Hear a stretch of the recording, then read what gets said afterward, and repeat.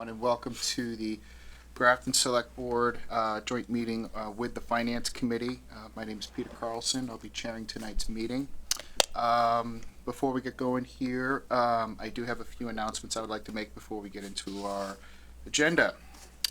Municipal Center hours. This is the first week of the new Municipal Center hours. The Municipal Center is now open late until 7 p.m. on Tuesdays and will close at 1 p.m. on Fridays. This change was made based upon feedback received about access to the Municipal Center outside of normal working hours. Just a reminder that the new trash and recycling calendar will be issued shortly. It will be mailed to residents' homes, so please watch for it. It will also be available online. Please note that the weekly curbside collection days have not changed. Good news, the Senior Center is now completely open starting today. Exercises classes will no longer require pre-registrations. Indoor table games will be permitted and the dining room will be available for congregate meals. The Senior Center asks that those not vaccinated continue to wear face masks and that each person entering the Senior Center must check in at the My Senior Center kiosk located in the Bolac room. Recreation news, Silver Lake Beach has opened for the season and is currently only open to Grafton residents season pass holders. Dates of operation are June 26th through August 15th, and it is open weather permitting, Monday through Thursday from 11 a.m. to 5 p.m., and Friday through Sunday from 11 a.m. to 6 p.m. You may view the full announcement on its operation at graftonrec.com. The Summer Concert Series returns starting July 14th and will be held at Nelson Park due to the construction on the Common. Concerts will start at 6:30 p.m., Please note that Anzio's Brick Oven Pizza and Moving Cow will be present for refreshments and food. That is all I have for announcements. One other thing, I totally skipped over this, was the Pledge of Allegiance. We could all stand, please, and recite the flag. Pledge allegiance to the flag of the United States of America and to the republic for which it stands, one nation, under God, indivisible, with liberty and justice for all. Thank you very much. Anyone from the public comment? Not seeing any. All right, so moving on to our first scheduled is we have public hearing for Pine Street poll hearing. Do I have a motion to open the public hearing? Do I have to read the notice first? You can read the notice after we open the public hearing. Okay, I move the board vote to open the public hearing for the Pine Street poll petition for National Grid. Second. Motion made and second to open the poll hearing. All those in favor? Aye. Aye. All right. Would you please read back the legal notice, please? Certainly. The Select Board will hold a public hearing on the request of National Grid to locate poles, wires, and fixtures, including the necessary sustaining and protecting fixtures along and across the following public way. Pine Street. Install one JO pole on Pine Street beginning at a point approximately 820 feet north of the center line of the intersection of Westboro Road and continuing approximately 20 feet in an easterly direction. Install a 45C2 pole, parentheses P6-50, and parentheses for a new service to 3 Centennial Drive, and to lay and maintain underground laterals, cables, and wires in the above or intersecting public ways for the purpose of making connections with such poles and buildings as each of said petitioners may desire for distributing purposes. The public hearing will be held on July 6, 2021 and will take place in Conference Room A of the Grafton Memorial Municipal Center located at 30 Providence Road. If there is remote meeting participation available, it will be posted on the July 6th agenda. The Selectmen's meeting begins at 7 p.m. The purpose of this hearing is to provide an opportunity for public comment. Anyone wishing to may attend via Zoom. Thank you, Mr. Often.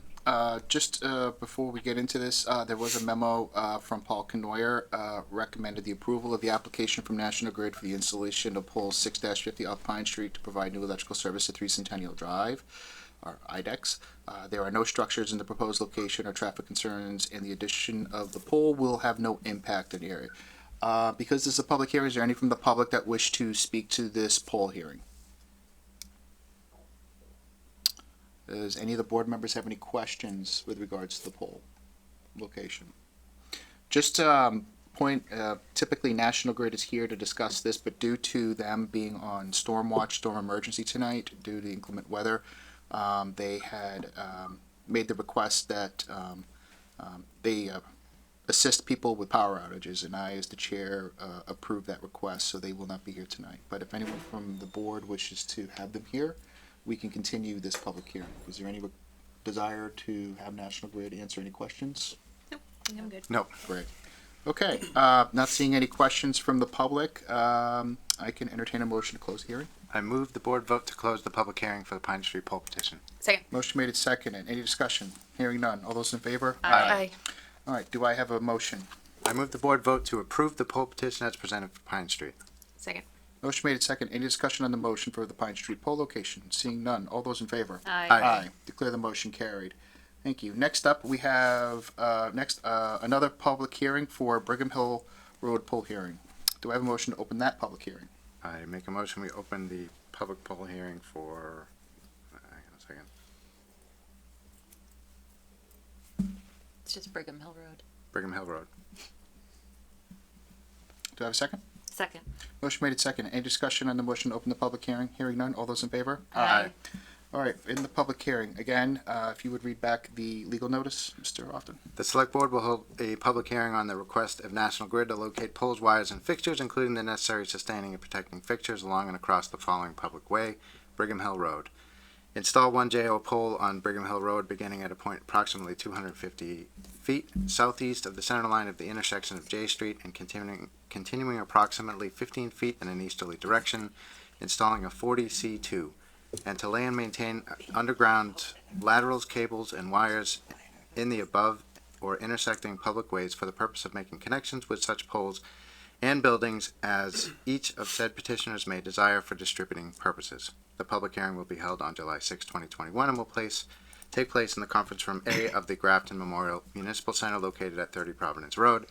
If there's remote meeting participation available, it will be posted in the July 6th agenda. The Selectmen's meeting begins at 7 p.m. The purpose of this hearing is to provide an opportunity for public comment. Anyone wishing to may attend via Zoom.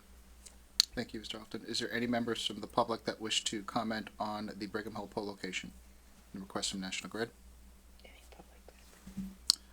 Just real quick, while we're waiting for anyone from the public that wishes to join us, we did receive a memo from Paul Canoyer recommending the approval of the application from National Grid and Verizon for the installation of pole 93-50 at approximately 218 Brigham Hill Road.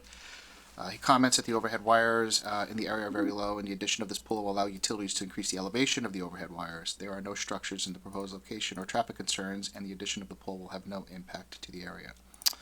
Again, I just want to remind everyone that National Grid, like I said for the last hearing, requested that they not attend tonight due to them being on storm watch, storm emergency due to inclement weather, and I, as chair, have approved that request. Unless the board wishes to extend the public hearing, I'll ask the board if there's any desire to extend this public hearing Nope. for National Grid. No thanks. Okay. Is there any last minute members from the public that wish to comment? All right, seeing none, I can entertain a motion to close the public hearing. I move the board vote to close the public hearing for the Brigham Hill Road poll petition. Second. Motion made and second to close the public hearing. Any discussion? None? All those in favor? Aye. I'll entertain a motion. I move the board vote to approve the poll petition as presented for Brigham Hill Road. Second. Motion made and seconded. Any discussion on the motion? Hearing none. All those in favor? Aye. Thank you very much. Okay. Do you want to open the Finance Committee meeting? Okay.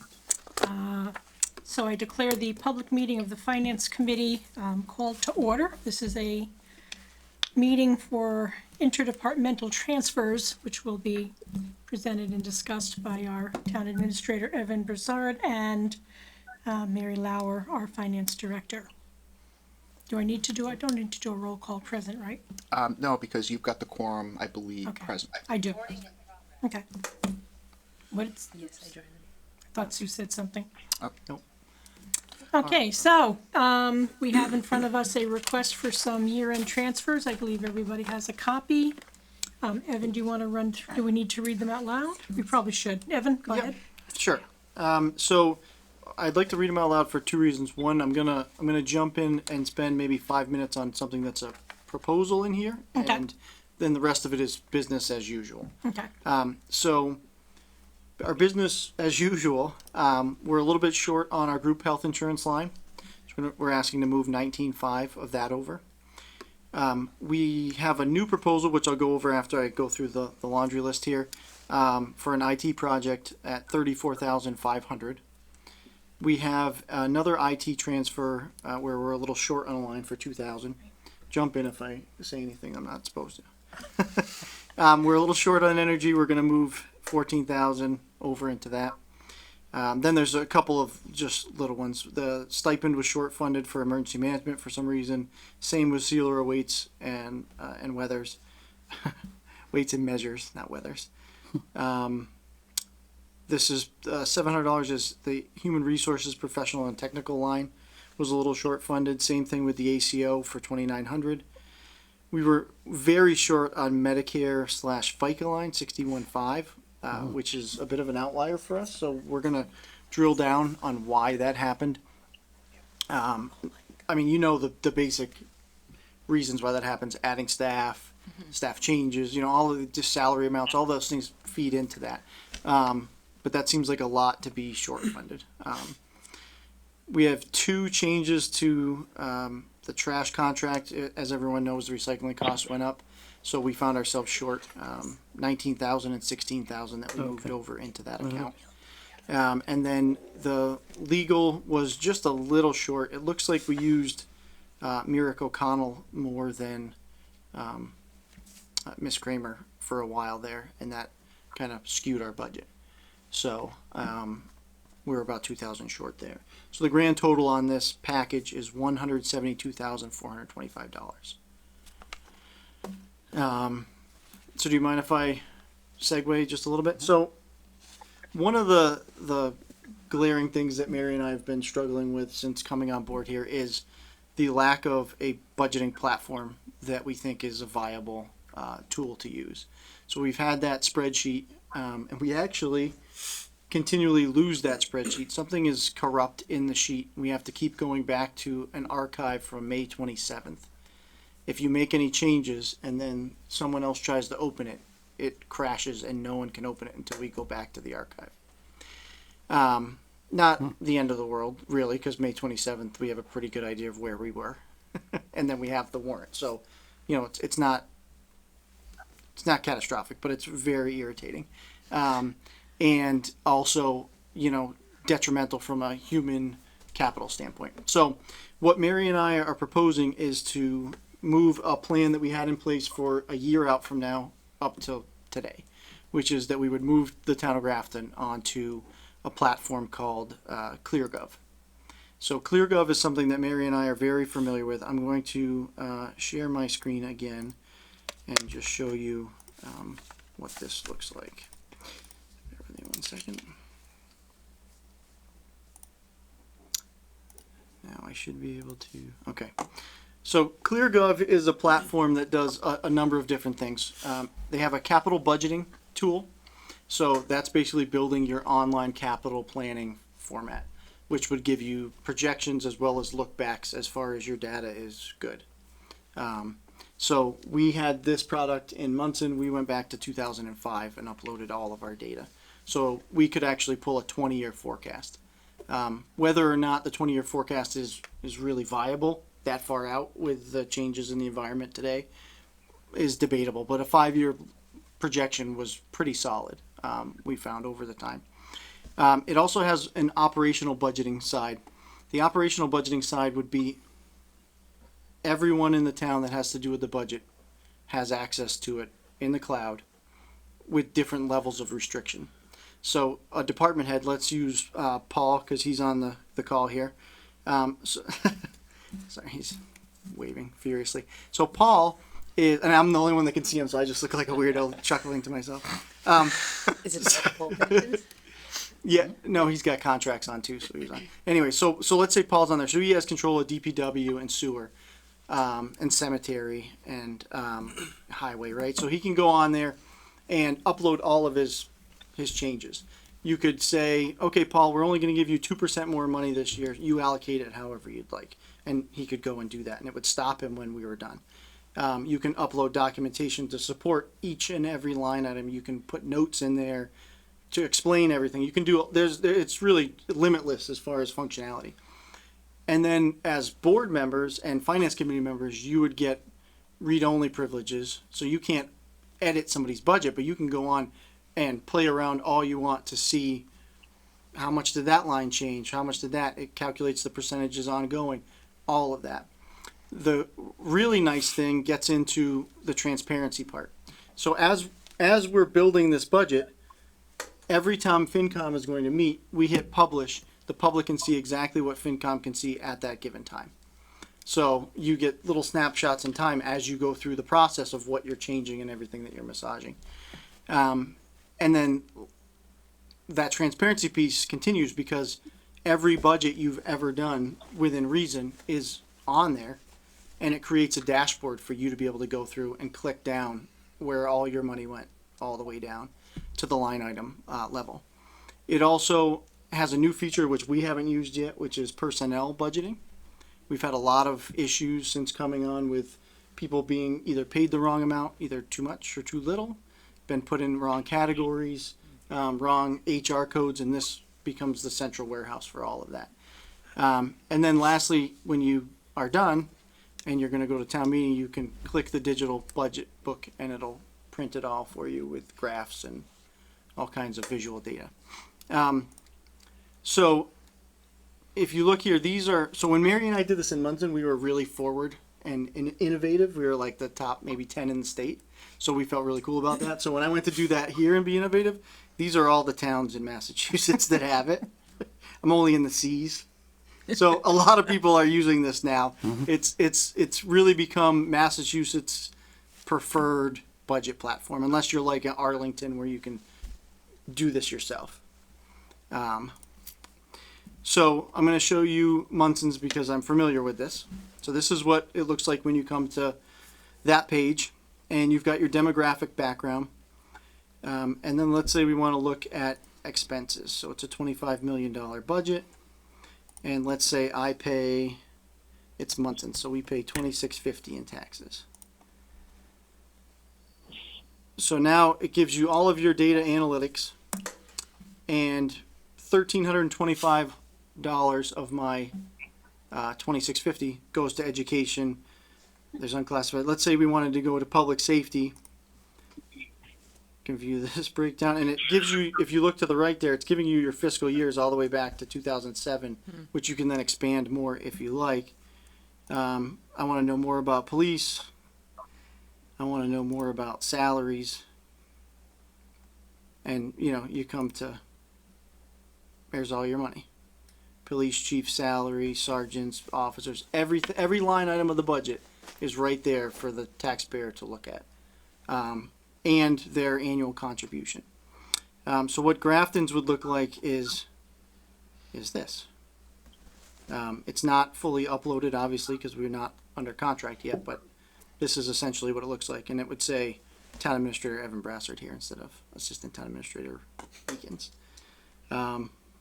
But so what we're looking to do is pull the trigger on that basically a year early and start that project in concurrence with our transition over to our new financial software and do them at the same time, because we're going to be exporting reports and moving data anyways.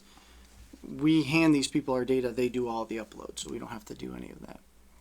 Mr. Brassard, could you explain, like, with part of the request here tonight, you know, in front of Finance Committee and the Select Board, how this application or the new accounting process would address shortfalls within last fiscal year's budget? Yeah, so one of the ways it does it is it gives us a very clear picture of where we are at any given time, and it also because we can feed them our data. So if we you want to do budget to actuals, we run a CSV file and send it to ClearGov, and they upload it, and we know exactly where we are percentage wise throughout the year, which the software we have does now, but not in a very user friendly way. Vadar will do that in a little bit if we go with Vadar. We'll give it a more user-friendly face, but it doesn't really help any of you that want to look at what we're doing when we come to, say, mid-year. We're heading into the special. The other thing that it does is it's constantly calculating out our percentages. So if you want to see exactly, if we were 15% short last year and you want to add 15%, you type in 15%, it does it, and then you can calculate out and see what that does to your bottom line as you're doing it. So it has been a really handy tool to use. We made the switch 3 years ago and had very, very successful results. And the biggest thing that I noticed, aside from us never doing this transfer process, Mary and I have never done this in 7 years, never, not even $1. We've never had to do that. And one of the reasons I think is because one, it was less money and it's easier. But also we made this transparency switch to try to do this and to really drill down on where the money was going and what we were short on. And we were really able to build a good budget, and the department heads got on board because they had all of that information at their fingertips all the time.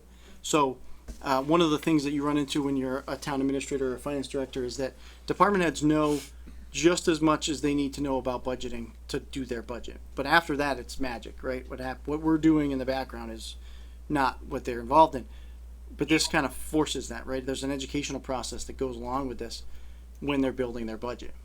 And it was really, we really saw a big shift in education for the department head level, which then led us to have no budget shortfalls because they were intimately aware of what they had and what they were doing.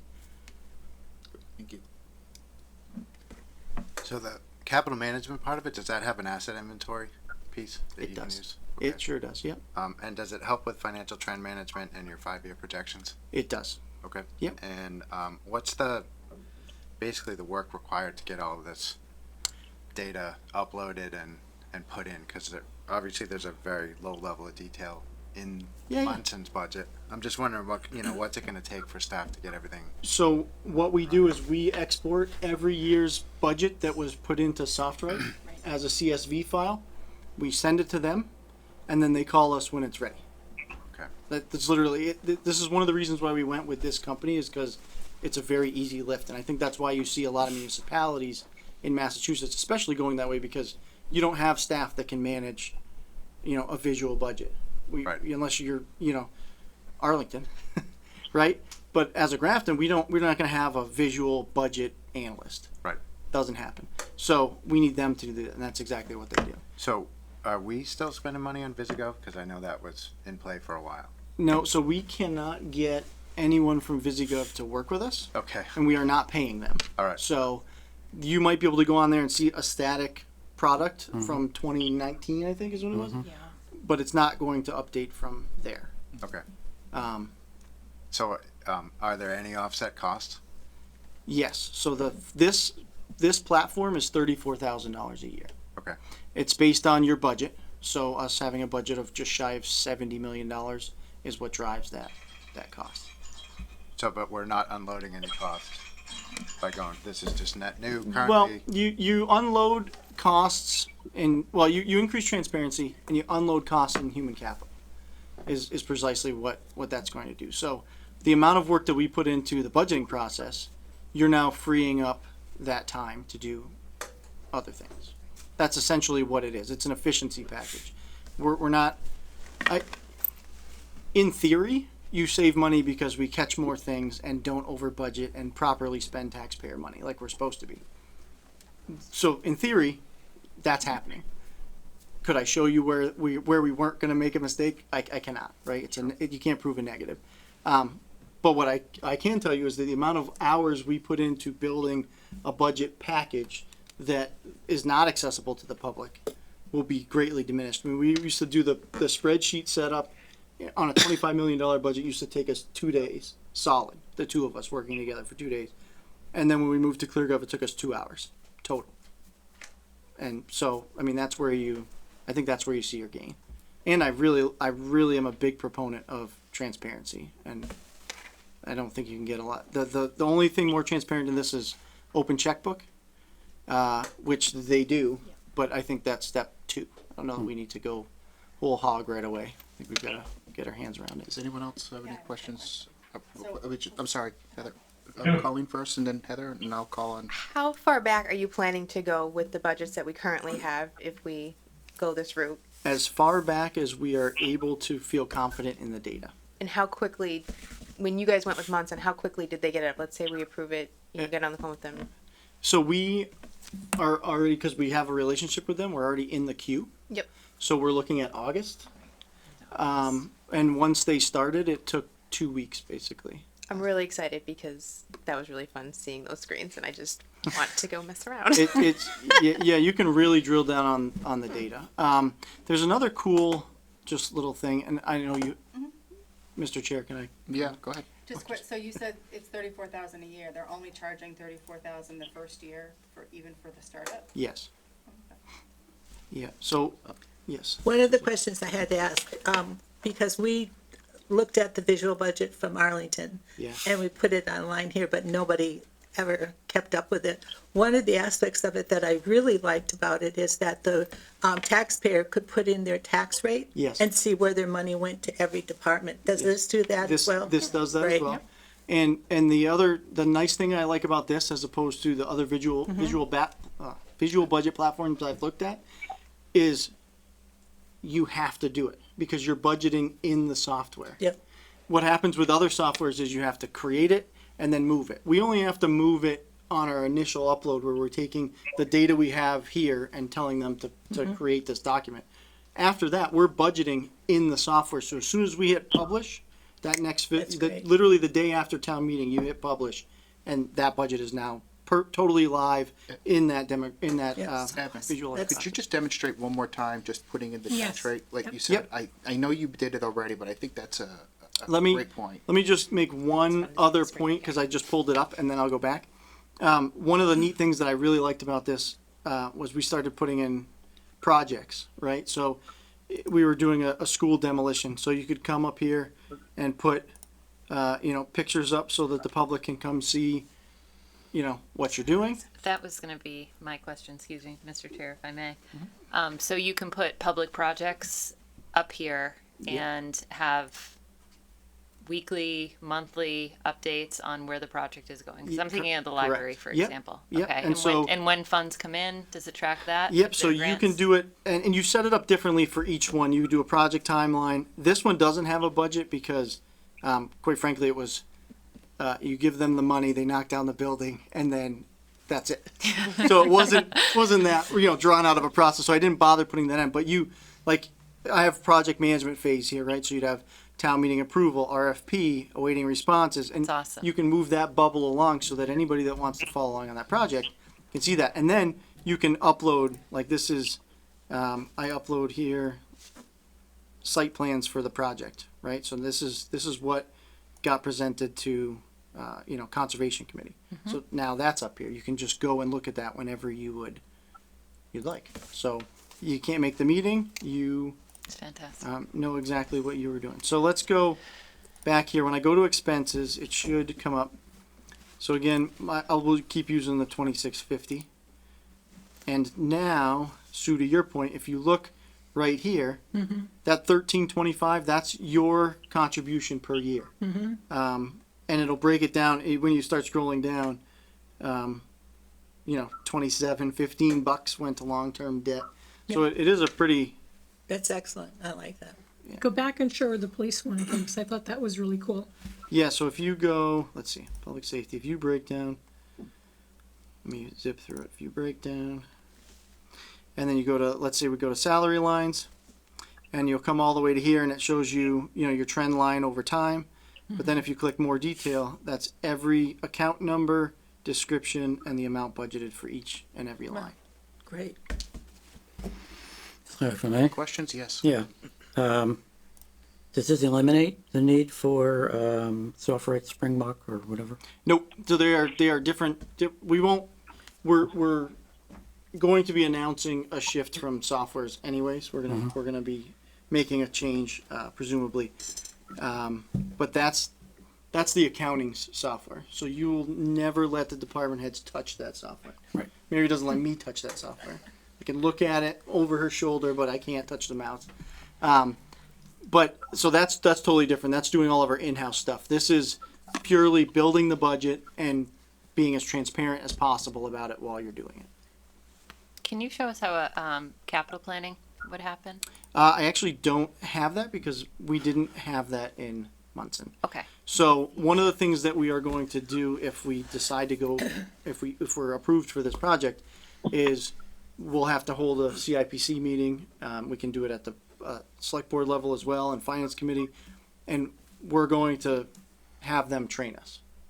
So they'll come in to a meeting and give everybody training on how this works. Great. So I wanted to just state real quick, I thought this part of the agenda, which is on I for ClearGov contract, I thought really was important because as we're talking Yeah. about these end of the year transfers, but I want to thank you for your indulgence in allowing us to kind of share with you. I Oh, I'm some of thrilled. the highlights, I think what you all will see, but more importantly, where I think we all agree the general public is going to be able to see in, I would say, what, 6 to 8 months from now? Yeah, I think even sooner. Sooner? Okay. Like, I think it's probably a 4 month. If everyone agrees to move this project forward, we're using it for the next budget cycle. Okay. Great. Wow, that's great Great. for you guys. That's fantastic. I'm sorry, Matt. Yeah, just a couple questions. So we talked about a lot of different aspects from capital to projections and trend monitoring and the budgets and all that. Is the plan to implement all of that? Yes. Okay. Well, so the nice thing about the projections is once your data's in there, it does that for you. Sure. You can project any line you want and you can change your market variables and you can really do some stuff. Capital, we'll start working with CIPC on that pretty immediately. The personnel aspect of it we'll probably do after we do the launch of the budgeting piece. Sure. Because that's going to be more back end stuff for Mary, myself, and Krista and Human Resources. Okay. And this wouldn't be used for tracking expenditures. So in what regard? So you're not going to upload your actuals and do your expenditure reports out of this. Nope. So you can do that. What we're doing is Mary's accounting software is creating the actuals, and then that data, budget to actuals, and then that data can be uploaded. So whether we do what we were doing typically is that you get into your fall town meeting time frame, we would upload budget to actuals to give a snapshot of where we were. Okay. You get into the winter time FinCom rush there where you're doing the budget stuff. We would more frequently update the actuals so that we could have an accurate trend of what we're doing. The as I was saying, the zenith of transparent government is open checkbook, which means is when we write a check to pay a vendor, as soon as it hits the accounting software, it hits the website and the public can see it. I want to get us there. I don't think we're there yet because we still have to do a overhaul of our account structure. We have a lot of other work to do. This can be done in tandem with that change of chart of accounts. Yes. Got it. I love it. Yes, Chair. William. Gopal has his hand up on Zoom. I'm sorry, go Paul. Yeah, I love the software and the transparency that it brings, especially given as a citizen. We have had a couple of overrides. People keep asking why we keep having this from time to time. This just brings everything, makes it completely transparent as to here are the revenues, here is the expenses, and so on. And the breakdown is awesome. One question is, will this, if we get this, will that enable us to stop printing those thick books for town meetings? So that, not really. So that is a different requirement under the law. That's chapter That was not 59. the answer I was looking for. I know. It's such a tragedy that we killed those, Yes. that many trees. I know. I'm right there with you. This will create the budget book, but that does not take the place of town reports as expressed under the law. And some people really like those town reports. Yeah. They do. I happen to be one of them. I had know we're to killing unlock the door trees. for someone the other day to get in to get their book. I like. But what we can do is reduce the number we're printing based on how many we think people want. So I know we're printing far fewer of them than we used to. Yeah, I think we're down to 500 if I'm not mistaken. Colleen? Can you show us what a 5-year projection looks like in Munson? I cannot because I can't log in. Oh, you need. They have Special. froze me out. You need to be actually logged into the software to do that. So residents wouldn't be able to do that. No, that is a budgeting tool, so it's part of the back end budgeting software. Yeah, so I don't have access to that right now. All right, if there isn't, And any then- I did try to log in. It will not let me. if there isn't any other Change your questions password. on Dan. the, I have a quick one second, I comment. just want to say, I do want to get back to the transfer, but I think, Dan, you had your hand up, please. Has the IT committee looked into this? They have not. Okay, and so if the budget lives in this software, is there a way that we can like export it for like a Yes. backup? Okay. Yep, we would frequently export it. Some things were easier when we could, quite frankly, print out an Excel sheet like we were used to working with and sit there on paper and check your way down. I mean, sometimes that's just how it works. The IT committee has not seen this, although kind of seeing it right now. But the reason for that is this was all developed in the last week. So this was a plan that Mary and I had already put into our long range plan for next fiscal year. We've been having tremendous trouble with the tool that we have now, and we were doing the end of year transfers and thought this is the time to pull the trigger, to be quite frank. Gopal, did you have another question? No? I was just going to say that Munson's to stop advertising Evan as their town administrator. Yeah. Yeah, I saw that too. But yet I can't log in. You better open a ticket. I- Mary. All of the schools' data gets inhaled into ClearGov? Wow, that's a lot. That's All right. correct. Is there any other questions on, this was great on the ClearGov side, and I want to thank the Finance Committee for asking some really good questions. I think it's going to be a very useful tool for you guys, especially in the next upcoming budget process. But if there isn't anything else, I guess at this point, if there isn't any questions on the transfers. Actually, I do have questions on the transfers. Go ahead. Okay, just minor ones. Yes, absolutely. So I just want to clarify, the 34,500 that would go from police wage to IT maintenance would be for ClearGov. Correct. Okay. I'm just curious, I'm looking at, almost, basically $55,000 here, that was available from police wages. Yes. Wow. Yes, so yes, wow. Mary and I are on the same page with you as far as why is it like that. There is a large portion of that is attributable to a 111F claim, which we were then reimbursed with insurance money. So it artificially inflated that line that would not normally Okay. be that way. Okay. But we're same page. It was probably Okay. higher than it. And then I would ask the same thing about, I know why we have money down in the, the county department head, but firefighters? How did we end up with almost $80,000 in extra money in firefighters? You funded the fire chief at the fall special. Ah, Okay, there goes. okay. That's what I wanted to know. I wanted to know why we had this extra money. I understand where the expenses are coming from. I want to know why we had the extra money to pay for them. So good answers. Those are my only questions. Great questions. Does anyone else have any questions I have- for Evan at this time? One quick question for Evan or FinCom.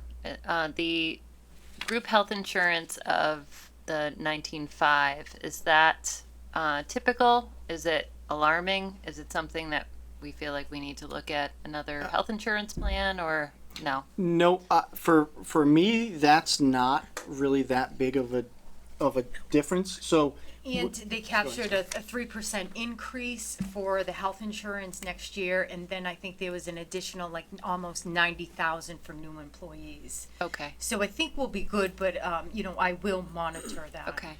it seems like the health insurance plan Thank you. has controlled costs pretty well with only a 3% increase, given again what the market's doing.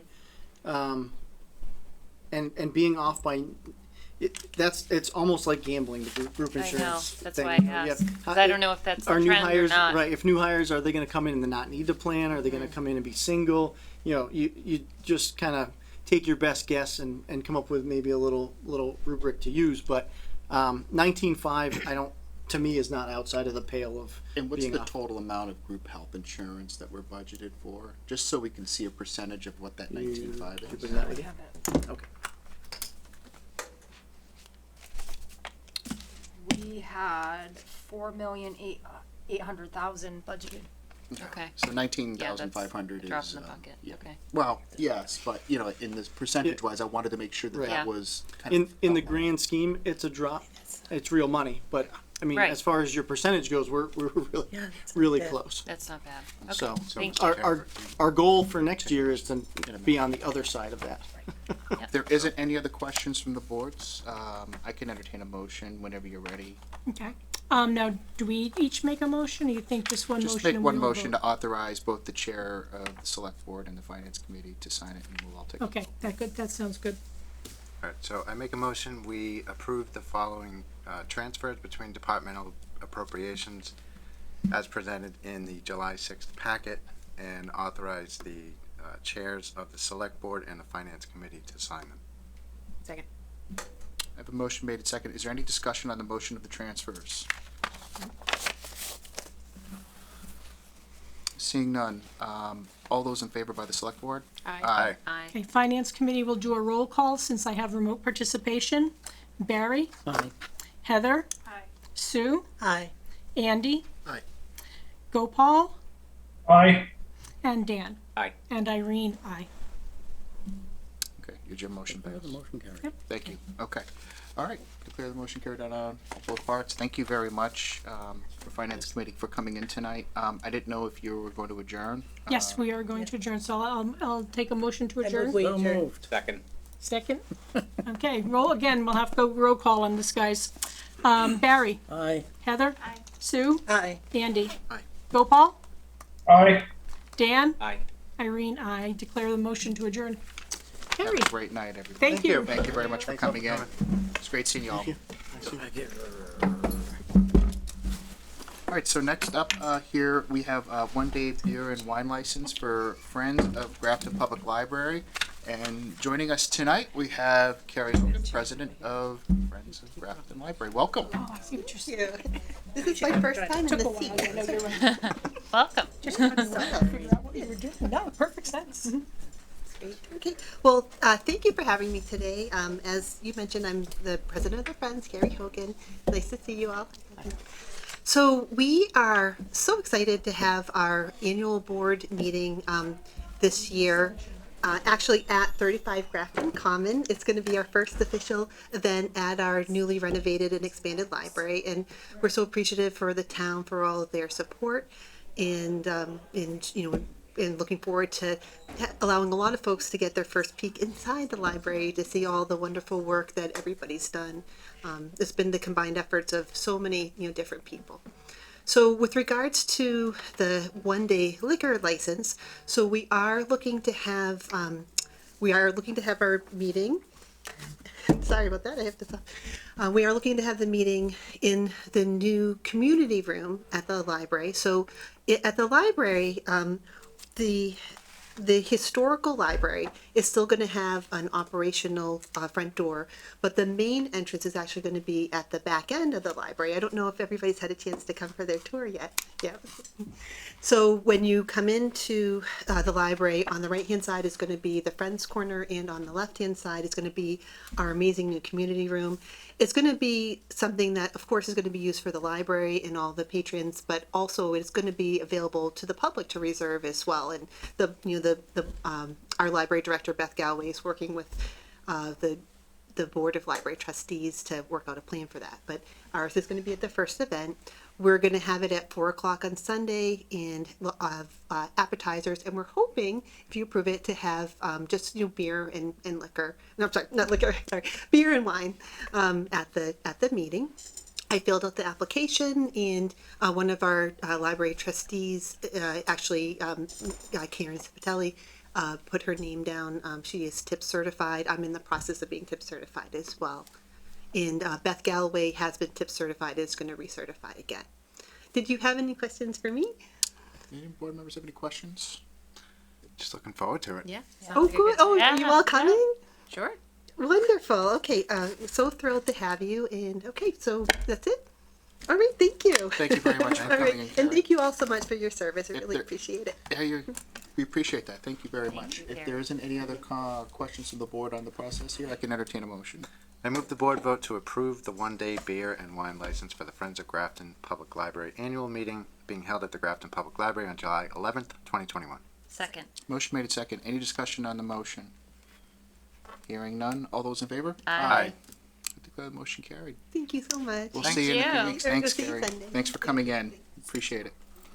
So next up here, Sunflower Shanty, he wanted to get the remaining part of their days for their one-day beer and wine license. As we found out, you're only allowed 30 of them per year.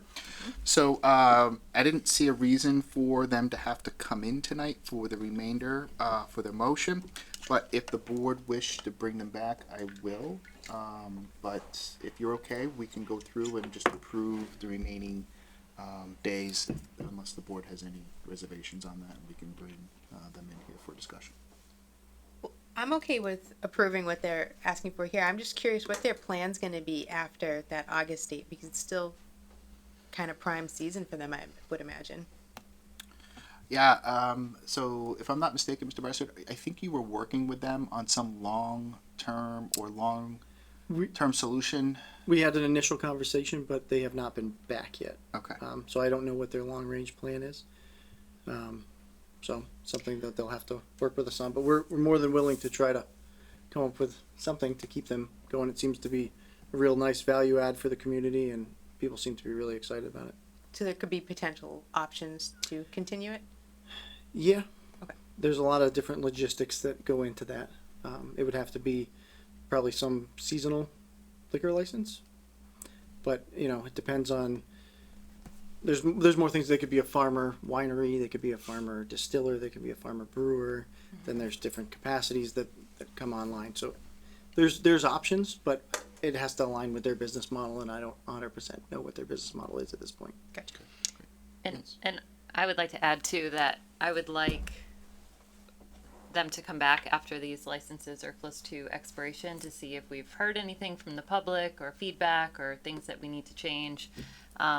I have heard from some people who aren't happy with the live music in the area. And so as a board, we sort of need to take that into consideration. I mean, at this point, it's just. So that's the There's music. no- that's the music portion Yeah, of it, not yeah, the. but you know, not the permit. it Yep. just the whole thing. Mhm. We should reevaluate in August, just because it is a residential area, and I like what they're doing. I'm thrilled that they're getting more customers, and it's a great location. But as board members, we also have to mind the fact that it's a residential area, and if we need to tweak anything, I think August would be a good time. So you want them to come in to talk about their entertainment license, though, not? Both, to extend both the entertainment license and the beer and wine license past August. Okay. Those would be two separate. Right. Okay. Yep. So for me, I'm not sure I'd want to talk to one business.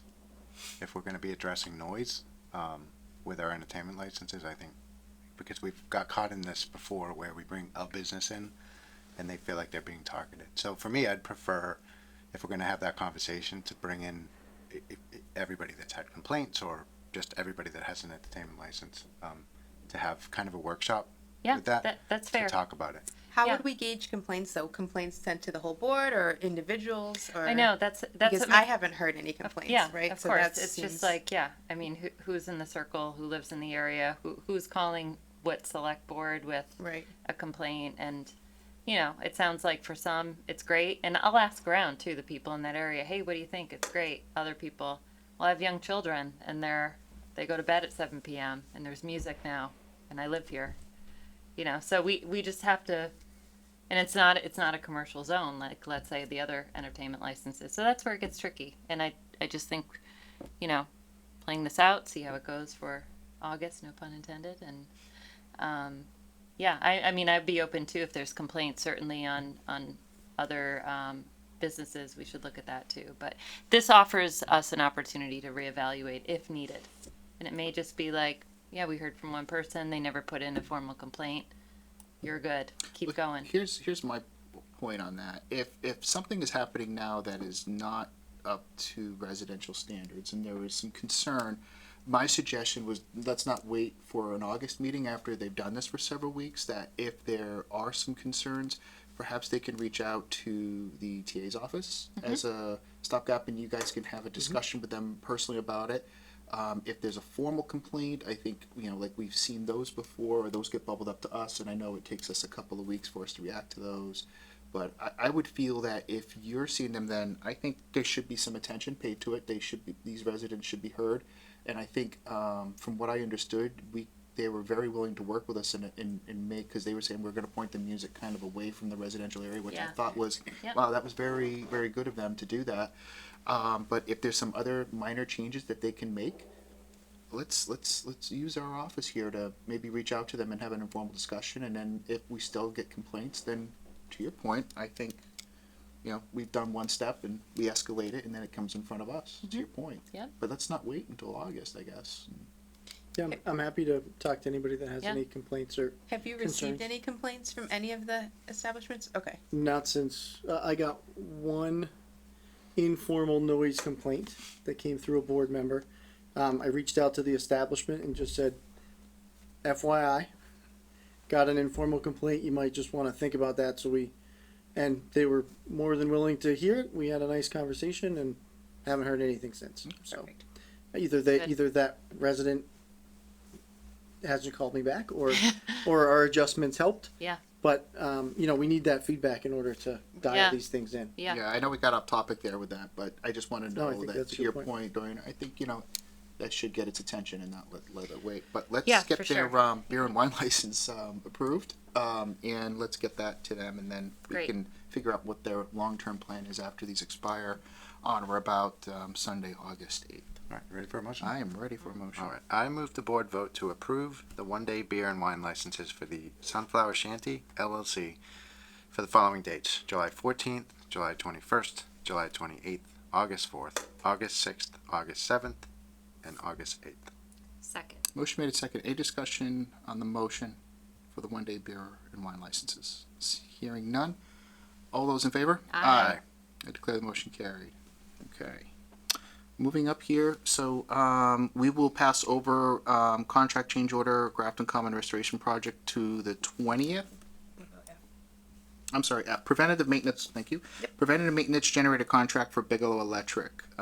Evan? Yeah, so we're looking to have the board approve this contract and sign it. This has been reviewed by council and is a contract not to exceed $10,320 from July 1, 2021 through June 30th, 2024. This is the company that maintains all of our generators throughout the town for our critical infrastructure. We did go out to bid. Bigelow was the low bidder, and they were also the people that already have the contract. So this is a renewal of the services from an existing, Yeah, it's technically a new RFP, but yeah, we're not changing vendors. They were the low bidder again. okay, great. Any questions from the board? All right, hearing none, I can entertain a motion. I move the board vote to authorize the chairman to sign the contract with Bigelow Electric in an amount not to exceed $10,320. Second. Motion made second. Any discussion on the motion? Hearing none, all those in favor? Aye. Declare the motion carried. Thank you, Colleen, for picking that up. On G, we will be passing over a contract change order for Grafton Common Restoration to the earliest date would be the July 20th meeting when they have estimates for us. Next up is notice of award to Aqualine Utility for Stowe Road Culvert replacement projects. Did Paul dial in? Yep, Paul should be still on there. Will, can you? He is. He just needs to unmute and we'll be able to hear him. Well, good Here I evening, am. Paul. Hi, Paul. How are you? Paul? Great. How's everybody? Great. Good. Thank you. Nice where he is. That's his backyard. The Wizard of Oz. All right, so do you want to give us some background on this? I know this has been going on for a while up there on Stowe Road, but just some background for us. So obviously the culvert on Stowe Road is deteriorated to a point where the road now is one way and it's been one way for 3 years. Since only the center portion of that culvert is passable. Just with COVID and everything else from last year, this got we should have done this last year. But just with everything going on then, there just was it wasn't gonna happen. So our estimated cost from our engineers was $600 and change $1,000. We did the whole bidding process this year. The low bidder was Aqualine at $536. And the next closest bid was, $25,000 greater than that. So, right in line with the three lowest bids were all within $25,000. Aqualine is also the same contractor who was doing the Milford Road sidewalk for us as well. So the first thing on the agenda is they still have the contract in hand. And to keep this moving along, with the supply chain of everything, and the delays to get materials for the projects, if you guys could authorize Evan to sign the contract when we get it back from them, just so we can keep moving and we can, just do it as a routine daily. Staff can handle that part of it and just move it along. Paul, real quick, do you know if all things go according to plan tonight and all these get approved? Like, when do you anticipate start of the project, and how long did they say it would take to complete repairs? It's not a very long project. 3 months was the time frame. Our goal is to have it done before winter. So it's largely weather dependent. The funny thing is, you do it in the dry weather time, which is now, which would have been horrible. So actually, a couple week delay is a benefit for us at this point. Right.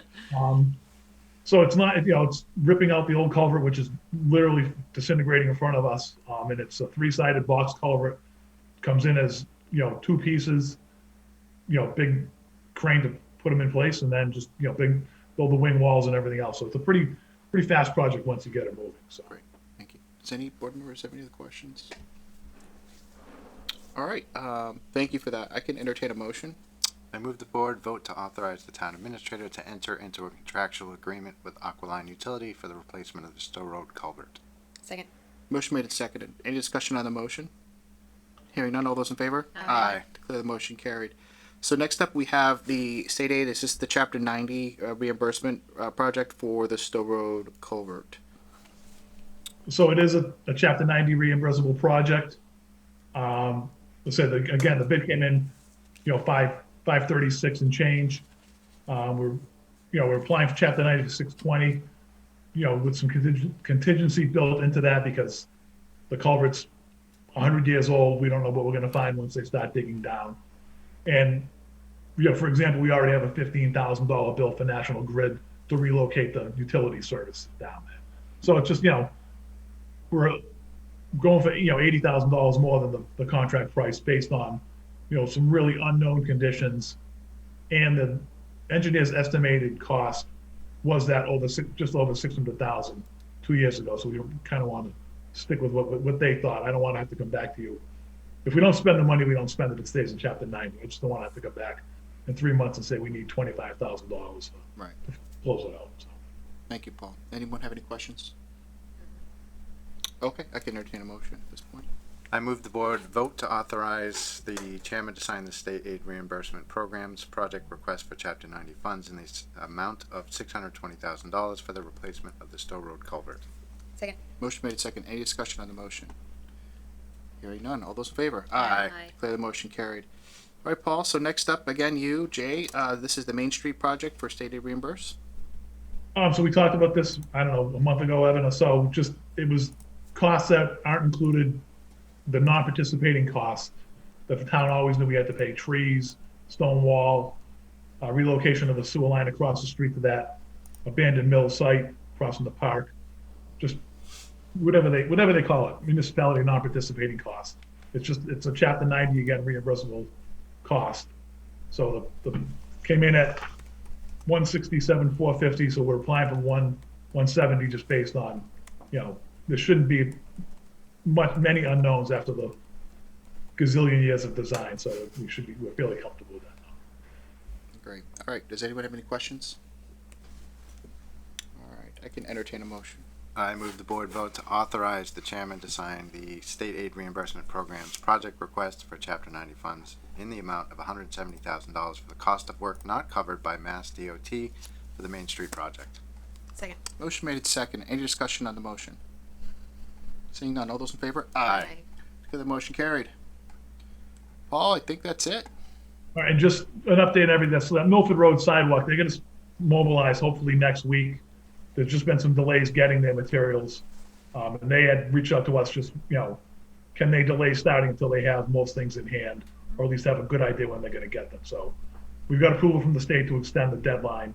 So they'll hopefully should see some action up there within the next 1 or 2 weeks. That's great. Great. Thank you very much for staying on top of that, Paul. We really appreciate it. All right, and I do have my first call with the state on the Millbury Street sidewalk. Hopefully, first call with them in a meeting the end of July on that Millbury Street school thing. So. Wow, great. We really appreciate it. Thanks for the update. All right. All right, sir. Enjoy the evening. Yep. Bye-bye. Bye. All right. I believe we're passing over for leave contract renewal, Correct. right? Yep. All right. So I want to bring back the ClearGov contract. So we had an overview of what that is. So this is just part of the agenda here where we want to approve the contract. So Correct. unless the board members have any questions that they could have thought of from the presentation to now, but if not, I think we were all pretty enthusiastic about it. Very At least, excited. yeah.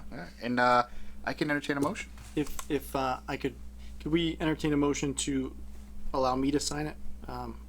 Council is unavailable, so some of these things have not come back yet.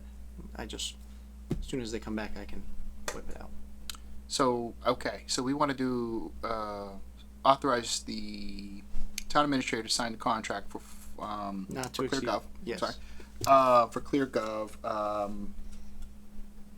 with the final review of town council, correct? Yes, so I put together it would be, I move the town administrator to enter an agreement with ClearGov in the amount not to exceed $34,500 contingent on council review and non-substantive changes. So moved. Second. Motion made and second. Any discussion on the motion? Hearing none, all those in favor? Aye. Declare motion carried. All right, so next up here, we have IT support services contract. I believe this is also an RFP, but this is Correct. the same vendor coming back. Yes, and so we're going to ask for the same thing. This will be another town administrator signature. Again, council is unavailable. So we had gone out to bid, and we received a low bidder that was not the company we have. We awarded the contract, and then they called us and told us that they could not fulfill the contract. So we then had to call our vendor back and tell them that that they're now the responsive bidder. And so we're going to be staying with Coughlin Network Services for a 1-year stint. Does anyone have any questions? Yeah, just, so was the RFP not clear enough, or just wondering what happened with the They little made bit a clerical error Okay. of about $35,000. $32,000. I see. I believe that they carried a bid for another town over and did not update a line, is what it looks like to us. So they went from being the low bidder by about 20,000 to being about $25,000 over. No, yeah, that doesn't add up to 32,000. About $10,000. It was lower, then it went higher. So glad we have ClearGov now. They call it 16 low and then 16 high, something like that. They're no longer the lowest responsive bidder. So what's the total amount? it is $64,660. You said 60 what? 4,000, sorry? $64,660. Okay. And you want a request to sign that contract for that Yeah, amount? so as soon as council, because they're all July 1, so as soon as council gets that back, I'd like to just be able to sign it, ship it off, and not lose any. So you made such a nice motion. I have another one for Thank you, sir. Good. I move to allow the town administrator to enter into an agreement with Coughlin Network Services in the amount not to exceed $64,660, contingent on council review and non-substantive changes. So moved. Second. Motion made second. Any discussion on the motion? Hearing none. All those in favor? Aye. Declare the motion carried. Thank you. All right, so next up we have a couple of resignations here tonight. Agricultural Commission, Bruce Teixeira. Do we have a motion? I move the board vote to accept the resignation of Bruce Teixeira from the Agricultural Commission and send him a letter of thanks. Second. Motion made second. Any discussion on the motion? We are advertising this opening. Correct. Okay, thank you. Any further discussion? Hearing none. All those in favor? Aye. Declare the motion carried. Next up, we have Affordable Housing Trust resignation for Curtis Williams. I move the board vote to accept the resignation of Curtis Williams from the Affordable Housing Trust and send him a letter of thanks. Second. Motion made second. Any discussion on the motion? Same thing. We'll be advertising that position as well. Any further discussion? Hearing none. All those in favor? Aye. Declare the motion carried. All right, so next up, we have a couple of appointments from Town Administrator, Custodian to the Maintenance Department, and Fire Department appointment. Yeah, so the custodian for the maintenance department, I would like to ask that the board, no, that's fire department, excuse me, that the board appoint Todd Bernard as the custodian to the maintenance department effective immediately through June 30th, 2022. Do I have a motion? So I move the board vote to affirm the appointment of Todd Bernard as a custodian to the maintenance department effective immediately. Second. Motion made second. Any discussion on the motion? Hearing none. All those in favor? Aye. Declare the motion carried. Next up, we have a fire department appointment. Yes, so I request that the board affirm the appointment of firefighter Nicholas Ostrander. He's from South Grafton. Comes to us with quite a bit of experience. And so we would be appointing him effective immediately, pending pre-placement physical for the dates immediately through June 30th, 2022. Do I have a motion? I move we vote to affirm, what's his name? Nicholas. Nicholas Ostrander, pending his, what's the training? Pre-employment Pre- screening. Sure. Pre-employment screening, effective immediately. Second. Motion made second. Any discussion on the motion? Hearing none. All those in favor? Aye. Declare the motion carried. Thank you. Thank you. We don't have any new business tonight. Do we have any select board member reports? CIPC met with CPC to try to figure out a better working relationship going forward, to try to get some capital projects that might not otherwise get funded that qualify for CPC funds. So that was exciting. That's about it. Okay. How'd it go? It went really well. So I think they met in the past, but they haven't in a number of years. So it's exciting to reignite that relationship and try to get some projects funded. Good. Okay. Any other select board member reports? Yeah, we had a fire chief hiring search committee. committee meeting. This was what, 2 weeks ago? I think it was last Wednesday. No, it wasn't. It wasn't? No. Okay, so 2 weeks ago. Yeah, 2 weeks ago. And we made some good progress. We have an ad that's done and will be going out once BadgeQuest approves it. So we went through all the forms that they had requested from us, and they're now in the hands of BadgeQuest. And then Evan is following up with them, and then we'll be planning our next meeting, and the advertisement will go out, probably in the next week? I would say in the next 2 weeks. Okay. Week to 2 weeks. I had to update some salary information and just clarify a couple of last minute questions.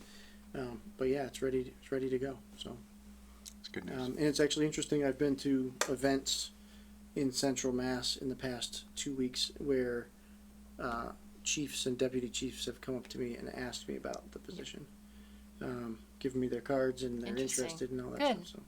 That's great. So I think there's going to be good interest in the position. Great. It's encouraging.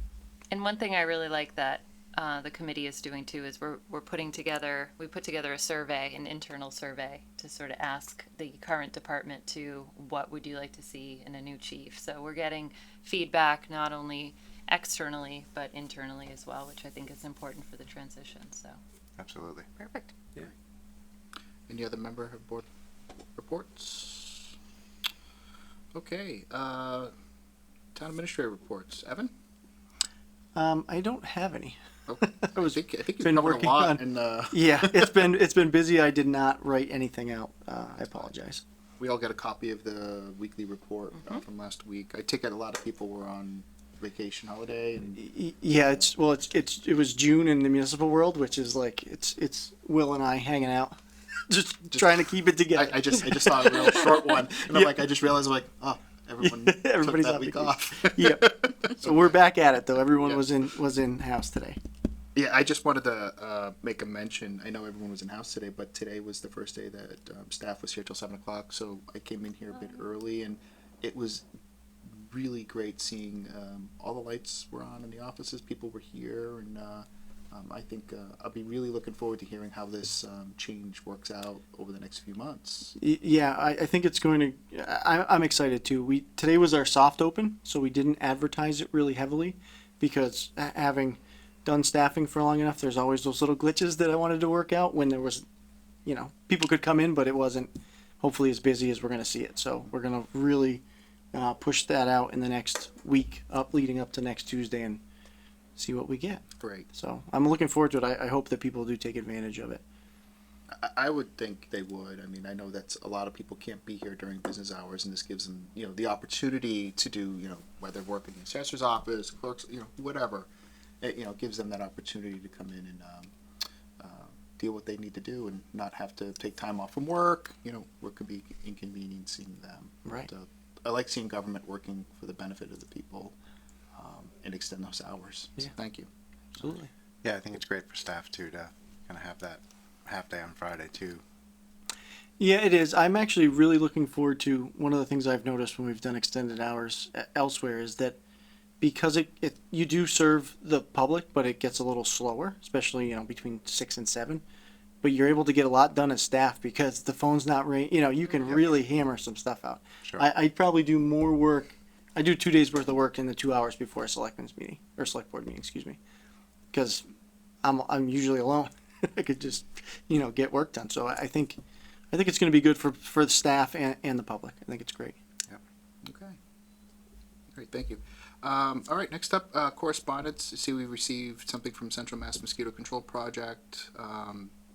We are informing residents on all of our outlets about these developments. People want to be made aware, of spraying in the areas, or treatment, I should say. They're not necessarily spraying, but, any activity that involves the mitigation or control. Yes. Right? So we missed the first one, admittedly, but we've been on it ever since then. Okay.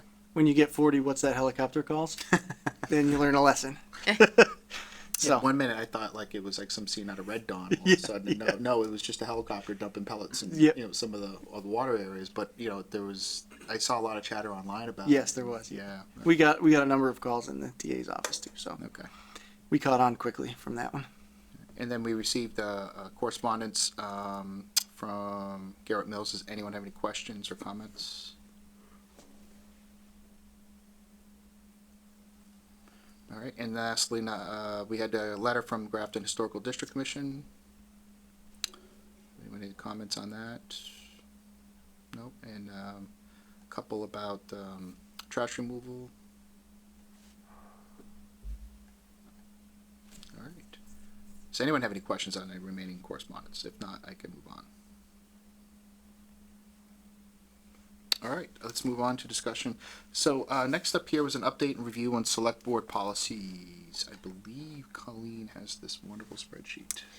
Yeah, that's been updated with Evan and William's help. Mhm. Okay. So why don't you guys tell us what you did? Sure. So William went through and color coded and kind of categorized what you have going on in that list and broke it down. Well, I don't know why I'm doing this. William, you want to?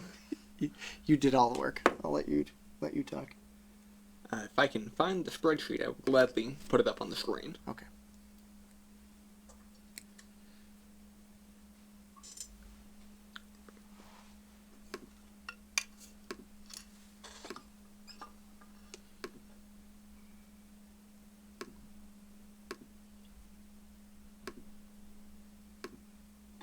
It's a lot of clicks, Will. It's in a very safe spot. It really was. Yeah. It's really small, Get a Will. password protection. It's really small. So Yeah. for some of us, I who are find it in harder the, to be micromanaged if you can't see what I'm doing. I was gonna say that's quite the eye chart. And I failed. I'm still failing to see that from I know, I here, kinda which is am. a sad state of affairs for myself. Yeah. So, could you make that a little? Thank Yeah, you. There we yeah, go. there you go. Oh, wow. So at Mr. Broussard and Ms. Roy's request, I've gone through and color-coded the policy spreadsheet based on several different categories: human resources, general government, finance, mainly those three, and a procurement policy, which we did just overhaul. I'm a big fan of conditional formatting, which is why they're all color-coded so nicely. We've gone through and decided which ones need to be sort of attacked the quickest and which ones can, be put on the back burner until we get through the highest priority ones. So Mr. Broussard has been rewriting many of the financial policies for town, and over the past week I have been tackling the operational policy, placement of items on a select board agenda, the remote participation policy, and the televising of boards and committees. So we arrived at those because of conversations that have been ongoing with the board, and then also kind of low-hanging fruit, right? So we took them We're going to reformat them, then we'll send them out to the board. You can, if the board desires, keep that as a standing agenda item, and we can bring you hopefully a couple every 2 weeks to just work your way through it. More than that if we're able to, and then you'll have your 2 week period to review. Some will obviously involve a lot of discussion. Some really like remote participation. That's state law, so that state law has not been updated since that came out, and we're not going to write a specific COVID one because in March those go away. So we're really just updating the core policy. It's get rid of Board of Selectmen, make it Select Board, change the date, reaffirm that you want to do that. So those ones I think will be easier. The financial policies, we have 4 of them ongoing, and we've presented those to FinCom. They like them all. We're just tweaking some of the final numbers, and then we'll be able to bring that to you as well. So we'll have it's fiscal management, OPEB, borrowing, and procurement policy. And so we'll have all of those rewritten. Those are actually already done. We just haven't pushed them out yet. What's the plan for getting them online as we go through this process?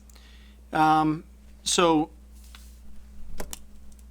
Okay, there it is. no, William's going to write down, do put it. these online when you're done with now. So we do have a section of where there's some policy stuff, but it's kind of disjointed.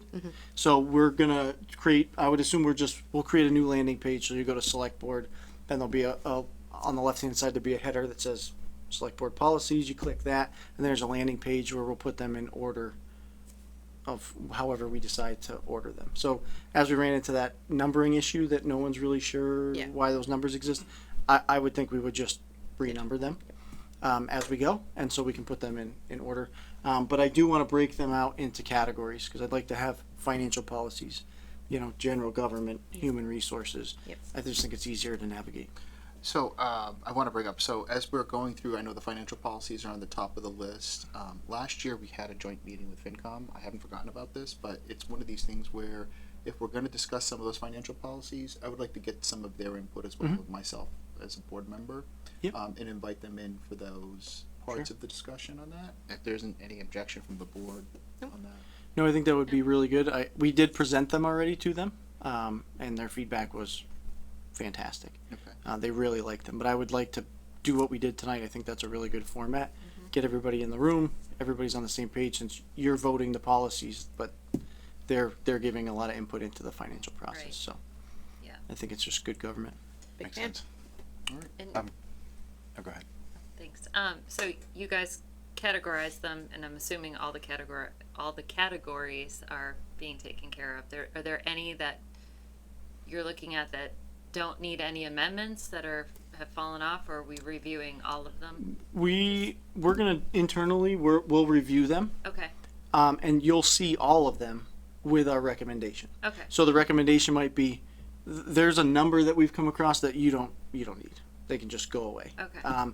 We'll make that recommendation to you. If it's this policy we made these 3 edits and it looks good otherwise, Okay. we'll tell you that too. There's going to be some affirmative action. That whole process has changed, right? Equal opportunity employer, probably it might be a repeal and replace situation Right. where we're gonna pirate that policy from some other town.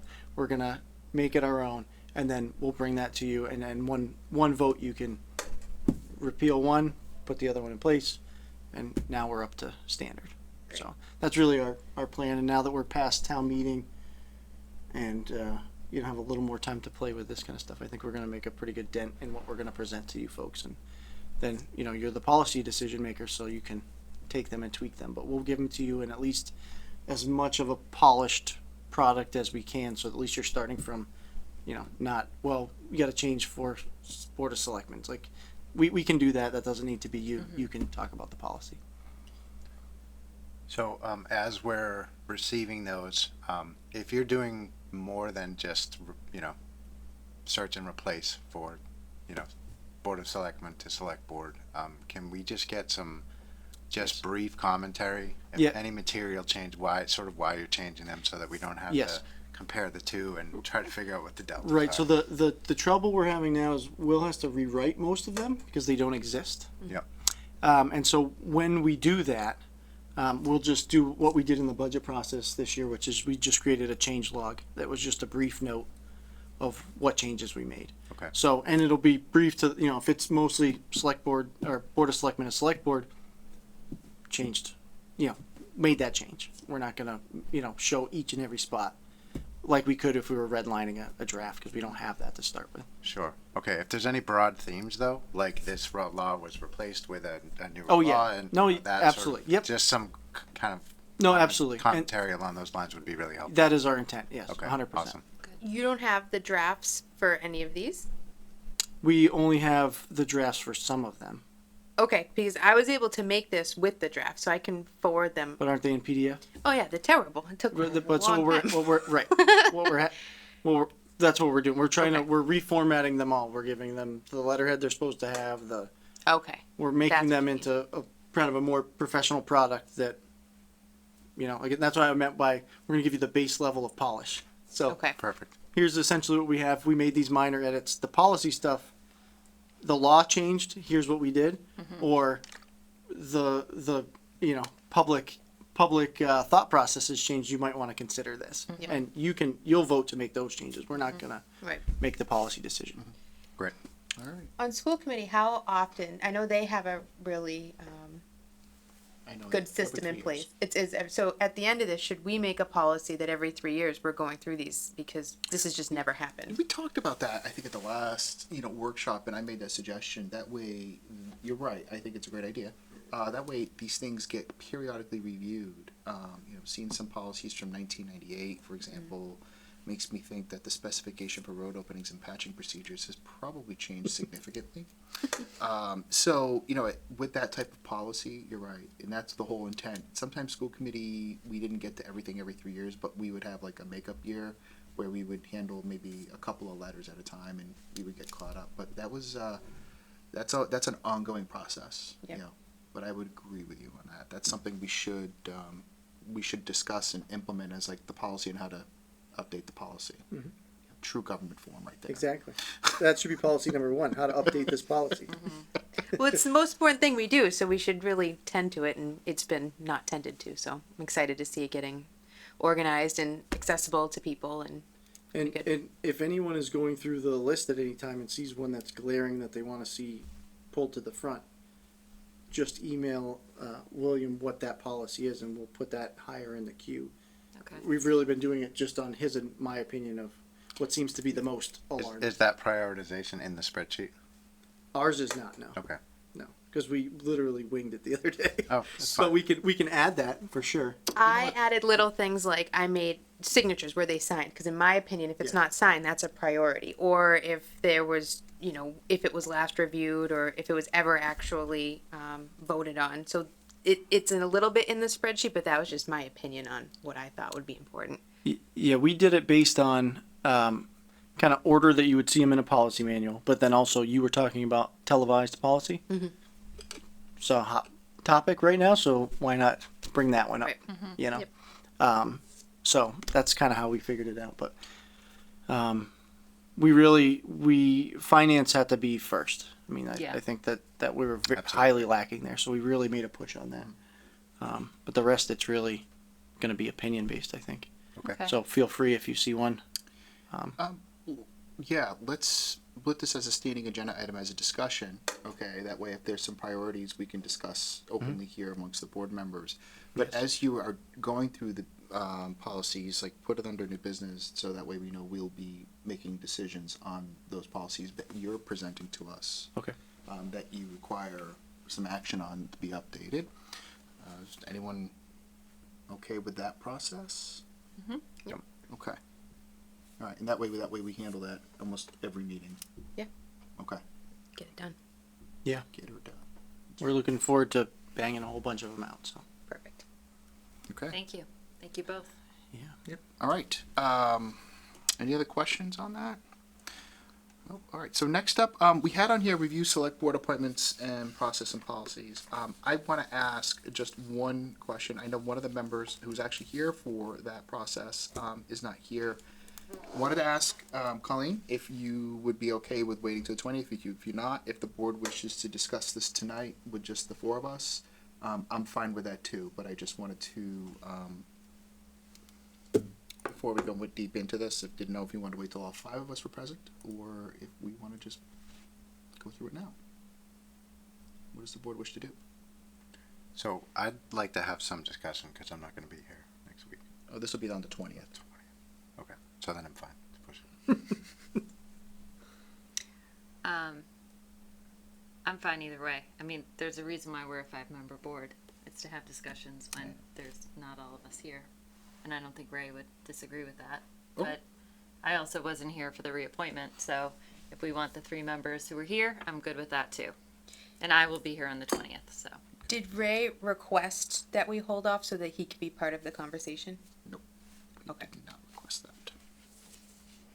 So I don't mind putting it back on a second time either if it's a conversation that's worth having a second time. But the reason I asked to put it on here is because I do think there was a lot of things that Monday morning quarterbacking could have been done a lot better, and I want to make sure that we do them a lot better next time. So I'm good either way, talking about it tonight or talking about it on the 20th, but I definitely want to talk about it. All right, let's talk about it then. Okay. I don't see a strong objection of postponing it, but to your point, if we need to continue it, we can do that on the 20th. All right? Okay. Take it away, Colleen. So I wrote down notes the next day on things that I wanted to be better at. So, you know, I want to update our reappointment policy, and I drafted and sent that out to you guys on stuff that I felt needed to be updated to make sure it's a lot clearer next time, hard deadlines, things like that. How do we want to handle it going forward? Do we want to solicit committee input prior to interviews? Do we want to continue having the chairs come in and tell us what their ideal candidate is? I found that to be very helpful. I'm not sure how I would feel about having committee input in. I did like the chair telling me what their ideal candidate is, but I think you could inadvertently, you know, I don't want to see anybody get bashed or by accidentally doing it the other way. Discuss what information the board is given from interested candidates, review those applications, include a copy of what the candidates saw, so we got that in our packet. Discuss invited interested candidates with enough time. We did hear that not everybody got a lot of notice about when they needed to be in for the interview, so I want to make sure that that doesn't happen again.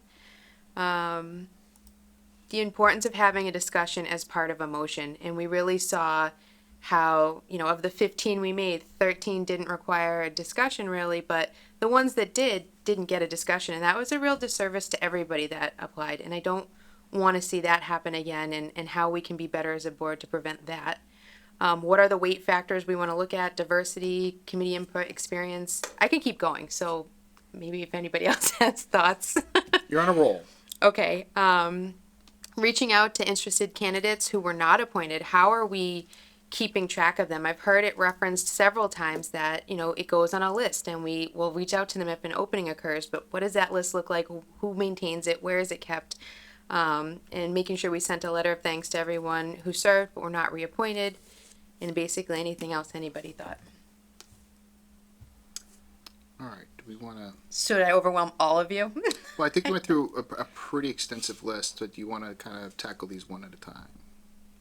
Yeah, so I guess I'll start with reaching out to interested candidates who were not appointed. And what does this list look like? Where is it kept? Who maintains it? How do we, you know, recontact people? For example, we have, you know, agriculture and affordable housing. How are we reaching out to those people that did tell us that they were interested at one point? They've withdrawn. Are they on the list? How does that list get maintained? Who? I don't own that list. Who owns that list? So do we have a good Staff. list now? I know one of the issues we had this year was we did not have a good list of contact information for Right. current, you know, board and committee and commission members. So is that being It's organized? being organized. It's not fixed yet. So to me, I think that's where it needs to start, is that we have a list of all of our community volunteers in town and their contact information. Okay. And then the people who are also interested that aren't quite volunteering yet. I feel like that's two separate lists. The people who are already volunteering and the people who have expressed interest. And how do we send out notifications to the people who said, you know, So, I applied back 6 months ago, but I never heard. so what are we asking them for? Because it appeared that the mandate was that we were, let's say you applied Yep. and didn't get on a board. Yep. Your policy is that the next time we have an opening, we re-advertise for 2 weeks. Right. So are we supposed to be calling that person and telling them that there's an opening? I don't know what we're supposed to be doing, but I have heard it referred to over the years where it's, you know, We but, do have a list, as I've, but what do we do with that list? Do we contact people when we say, hey, it's reopened again, are you still interested?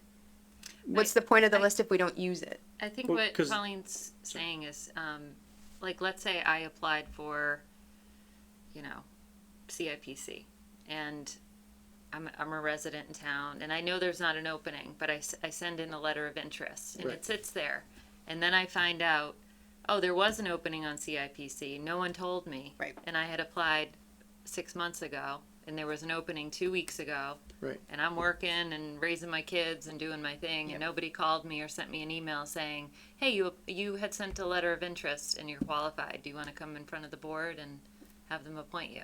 right, so, So we don't do that, I don't think. no, right because now. that's not your policy. Right. If you want to make that your policy, we'll be happy to do it, but your policy currently is that a person applied, they came before you, you picked somebody else. That CIPC, for example, gets another opening 2 weeks from now, your policy is that we advertise that position for 2 weeks and then bring those candidates before you. And those people would have to reapply. We don't know, your policy is silent on To, that. to me, it's like you're creating a waiting list, right? You're like, oh, okay, 6 months goes by.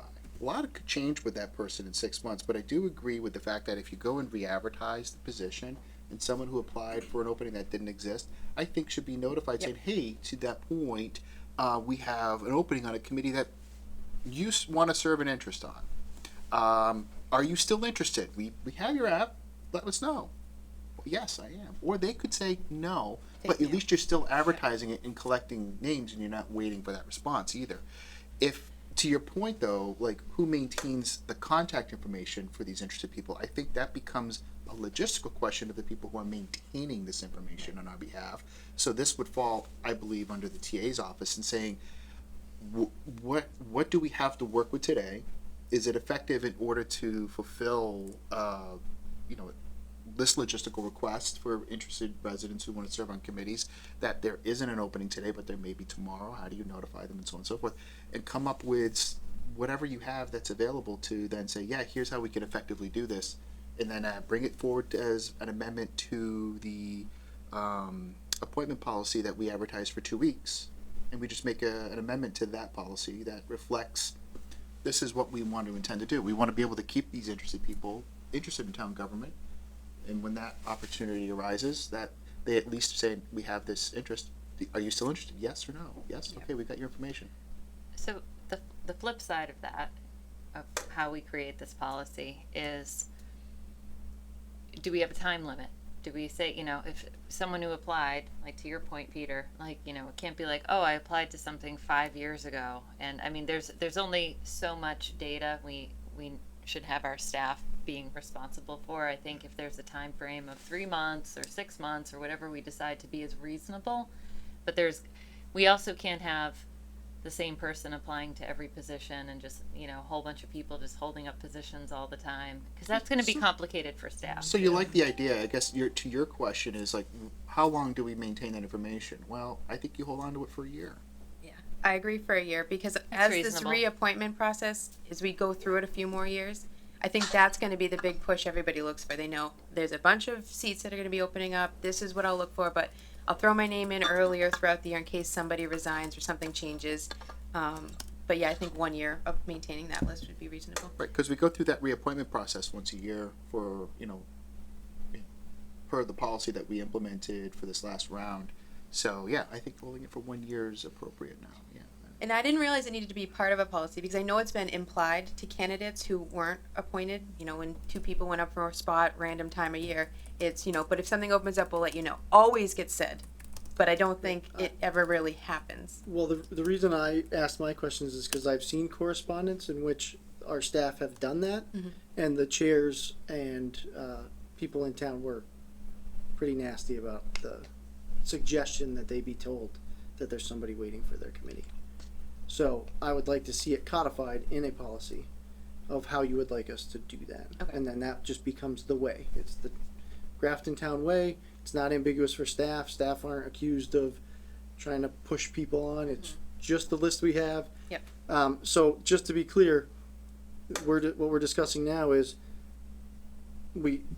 Colleen, and Doreen both want to be on CIPC. Colleen gets picked, Doreen doesn't. 3 weeks from now, Peter, who's on that committee, he resigns. Hey, Doreen, there's an opening. We're gonna, if you're still interested, we'll forward your application with the other applicants from that 2 week Yes. period. So there's The not 2 week period still happens. it's Yes, not a there's- priority list. It's yeah. not a No one's there's disqualified no heir 'cause they're apparent. You're not newer next or on the old, list. yes. It's just we're just reaching back out to see if you're Yes. still Yeah. interested in alerting you that an opening now exists. 100%. Yes. Yeah, because if we don't do that, then the person who applied 6 months ago may not get the Oh, notification in yeah. that 2 week period. Yep. And so we just want to re-engage with them because we know they're already interested. So I think part of our checklist to this point, when it gets to us, is did this happen? Check off. Who did that? Sign off on this before we take action. If we find that there's something missing in that, the board then goes back and says, oh, wait a minute, we didn't notify all of the people. You know, okay, can you we'll hand this back to you. Can you do that? See if they want to come at the next meeting. They can interview for that position. Because what I don't want to happen is we go and exercise this, but we don't have some sort of check on our side that we says where all these things kind of like how we do a contract. The legal review it. Did, you know, Right. all these, you know, did all these things. If you want that codified, was the chair notified of it? I don't, you know. Right. Whatever the list is. Yes. Okay. Love it. But it can be, you know, like to your example, Peter Carlson applied 6 months ago. Matt Often applied within the 2 week period. They're both equals as Yeah, far as the 100%. board is We're concerned. just reaching back out and saying, hey, that thing you were interested in is now available. Yes. Exactly. And Peter Yeah. may say, nope, actually I'm on 2 other committees. I'm good. Right. Like, Right. yeah. So this brings me to my next part. I know we talked about, there was a point you brought up where there was some like notification of the chairs. Could you kind of elaborate a little bit on that? Because I think this goes to one of the other items in here as well. No. So when I started, there was an employee issue regarding chair of the committee wanted to advertise. Staff said, but you got 2 applicants here. And No one knew what to do. no one knew what to do. Well, and then it devolved into it being the employee's fault, and you know my reading of that was the opposite. I Okay. think that it's pretty ambiguous. They're just purely recommending that you have a candidate pool. Do we need to advertise? You know, it's questioning. Now, I wasn't here for all of the background stuff, so I don't know any of that. I only have the list that I was given to work through. I think what Colleen was talking about is there's 2 different ways to approach this with the committee chairs. There's the committee chairs give you a generalized, you know, my ideal candidate is. Right. Or conversely, there's you want to be on Colleen wants to be on Conservation Commission.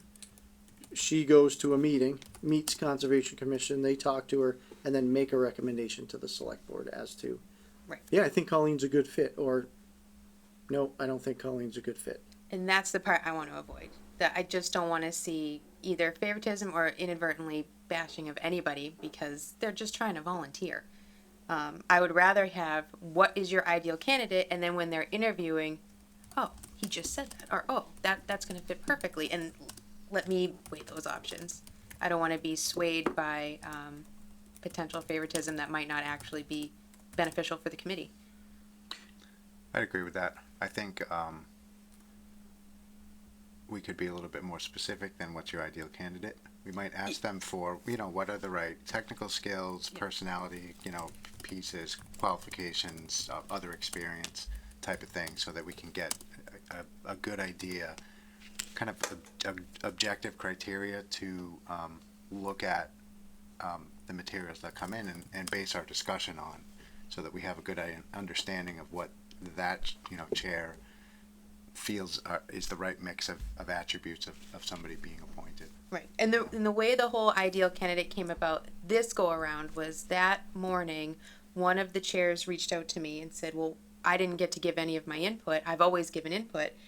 And I thought to myself, well, on the annual appointment process, there's never been input. It's always just been a sweeping motion. Everybody got reappointed. This is kind of the first time, but it makes sense. So I reached out to the 5 chairs who had contested seats, said, sorry for the late notice, but one person wants to speak, so if I'm going to let that happen, I'm going to let you all do it, but I know you haven't had a chance to meet with your committees. I know you can't really do that in the amount of time before the meeting, so just tell me what the ideal candidate is to that help make our decision with that.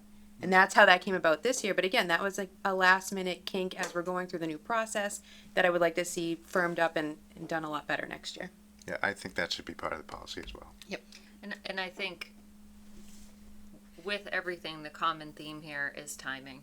I think we need to really plug in exactly what timing is, you know, as far as like giving committee chairs a month beforehand. So if they do want to get their committee's input and then come back to the board with it, that's fine. Or if they're not around that day, giving people notice to come in instead of 24-hour notice, all that I think really needs to be specified from us so we don't.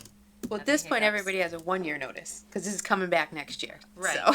But most people aren't going to remember that. We're going to have to spell it out and make sure that people are notified and have ample time to send in applications. We have a set deadline that doesn't change. We have committee chairs are notified, like I said, at least 30 days in advance. Things like that. I think time for me, and again, I wasn't here at the meeting, but for me, like watching the process, that is kind of where we misstepped is putting together our timing. You know, one of the things going back on notifying the chairs, this is, again, goes back to the first point that was brought up about, do we have a good contact of who's who? Sometimes they elect a new committee chair and no one knows. Sometimes it's the same person for umpteen years. It's just the way of things work. This is really where I want to see, our IT committee figure out a way to leverage G Suite to create distribution groups. That way you just put the email addresses of the current members. That way it's all going out to them. You know what I mean? Because sometimes we're not going to know who the chair of the IT committee is. People are going to forget to update that information. Someone's going to forget it. That way, I really want to see them come up and leverage what we have to make that a better process. I don't think it costs us money to create distribution groups with external addresses, but I'd like to see something like that happen. To your point, if we need to notify the chairs to come in for feedback, at least we don't know who's going to be appointed chair, because right when we do this is usually when they redo their annual appointments, usually after town meeting. But the chair, the former chair, will let the new chair know, and at least there's time and discussion and planning. You're assuming that happens, and I don't want to take that chance. Right. I don't want something to fall through the cracks. That's what I was trying to say. I'd rather over communicate. From what I understood, what happened in the feedback that I heard from people was there wasn't enough communication in enough time. If you capture as many people you can in that committee, then you can say, well, the former chair knew about it but didn't forward it. I forgot to do that. Oh my God, all of a sudden we become the bastards of the town. Okay? I don't want to see that happen again. I want to see the whole committee notified. That way it gets to the right person. So we have software that does that for boards and committees. We just found out too late that no one had access to it, except for one department. So, lesson learned on that. We got to get that kink ironed out. But then I don't think that would be an issue going forward. Right. Because we've already stepped in it once. That's good. All right. And then do we agree we want to hear committee input? I don't agree that I want to hear that. I want to hear a generic version of, what's the technical skills that a ZBA candidate needs versus what any other committee might want. That's how I feel. I don't necessarily think we need to be swayed by any body's chair. But that's my opinion. I don't know how everybody else feels. I think it's too much input, is my opinion. It's our job not to be swayed one way or another. Right. But I'm just, thinking about multiple committees. Like that's a lot of communication. I feel like it can be simpler than that. That's why I like just the chair approach too. But Peter, I hear your point. We don't know who the chair is going to be all the time. And I can just see that becoming a problem. And some committees were reorganizing ahead of the reappointments because they didn't want new committee members involved in the reappointment process. I saw that on some committees. They openly discuss that in their meetings. So you can't really contend with that. They're going to do what they want to do. Okay. I don't have an issue with and maybe this is how it's communicated. If the committee chair wants to put on the agenda to have it a discussion within the committee and saying, hey, you know, I'm putting together for an opening for Affordable Housing Trust, and, you know, is there a skill set that we would like to see in here that I can, you know, communicate back to the select board? Then that's okay. But what I don't want is us to be bombarded by all these committee members of who they want us to elect or appoint on committees. Right. Well, Appoint, this not was the elect. first time we did it, and we had 5. I don't love the idea of the chair of a board or committee being the sole person to determine what that committee needs in terms of skill set, but I do think it's important to get that input from that board or committee. And, you know, Housing Trust is a good example of that. They might want somebody who's got a legal background, for Right. example, and that's really important to them. Right. I'd like to afford the opportunity for them to provide that input to us. Can we solicit that input now? Because the perfect candidate may or may not change too much from year to year. So we get that information now. It gets disseminated right around the reappointment process to say, this is what the ideal candidate is. If it looks like, wow, there's only lawyers on Affordable Housing Trust, maybe they don't need another lawyer, that's our job to figure that out. Sure. I think this goes back to the second main item we talked about, you know, chair or committee feedback. To your question, like what's the ideal candidate, like what are the technical skills that you're looking for? I think this is a good homework assignment, I think, for the boards and committees to come up with. I mean, they could be discussing this now, and over the course of the next few months, they can kind of put together sort of like, wow, we really have a deficit in this area in our committee. And they can give that feedback. So when openings do come up, we have an idea as a board about, okay, well, these 5 candidates are great, but this one stands out because they happen to have a unique skill set that would benefit the community at large. So I think doing it in advance makes a lot of sense. Yep. I think we should make it part of the timing. It's another logistical element, and if this is going to be attached to our policy with reappointments, we can just say before we start this whole process, so a couple months before, committees have the opportunity to submit any input that they want to at that point, and then it just is what it is. Okay. And then we go through our, whatever the cycle is, there's lots of timings with getting in touch with people and soliciting information and all that. That should just happen before. So I agree with the idea of doing it fairly far in advance. But I would say maybe a couple months before we start our process. Okay. So I think it's also a really great idea.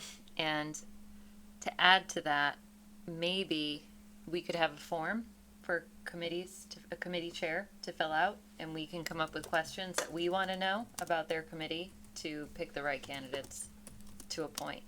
And so, you know, it could be, are you looking for a certain skill set? Is there, you know, whatever the questions are, 2 or 3 questions, and we can distribute them maybe 3-4 months before we go through the process, give committee chairs enough time to fill them out, return them to us by a certain date, and then we have the information we need.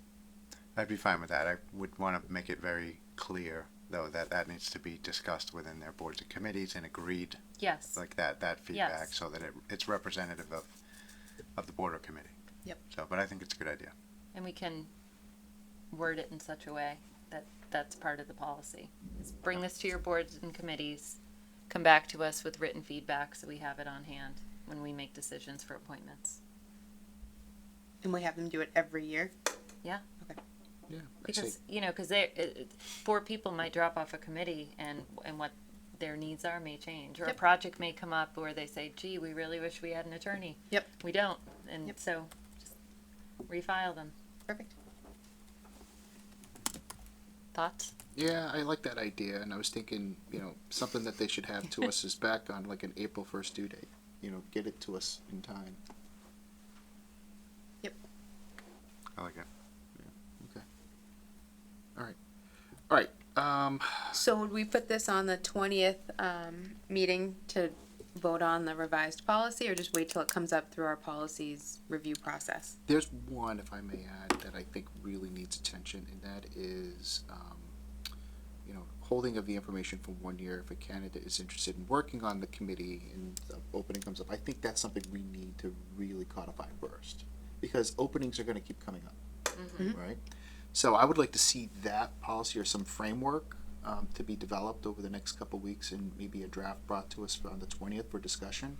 And if we like it or we make changes, then we can adopt it at that meeting.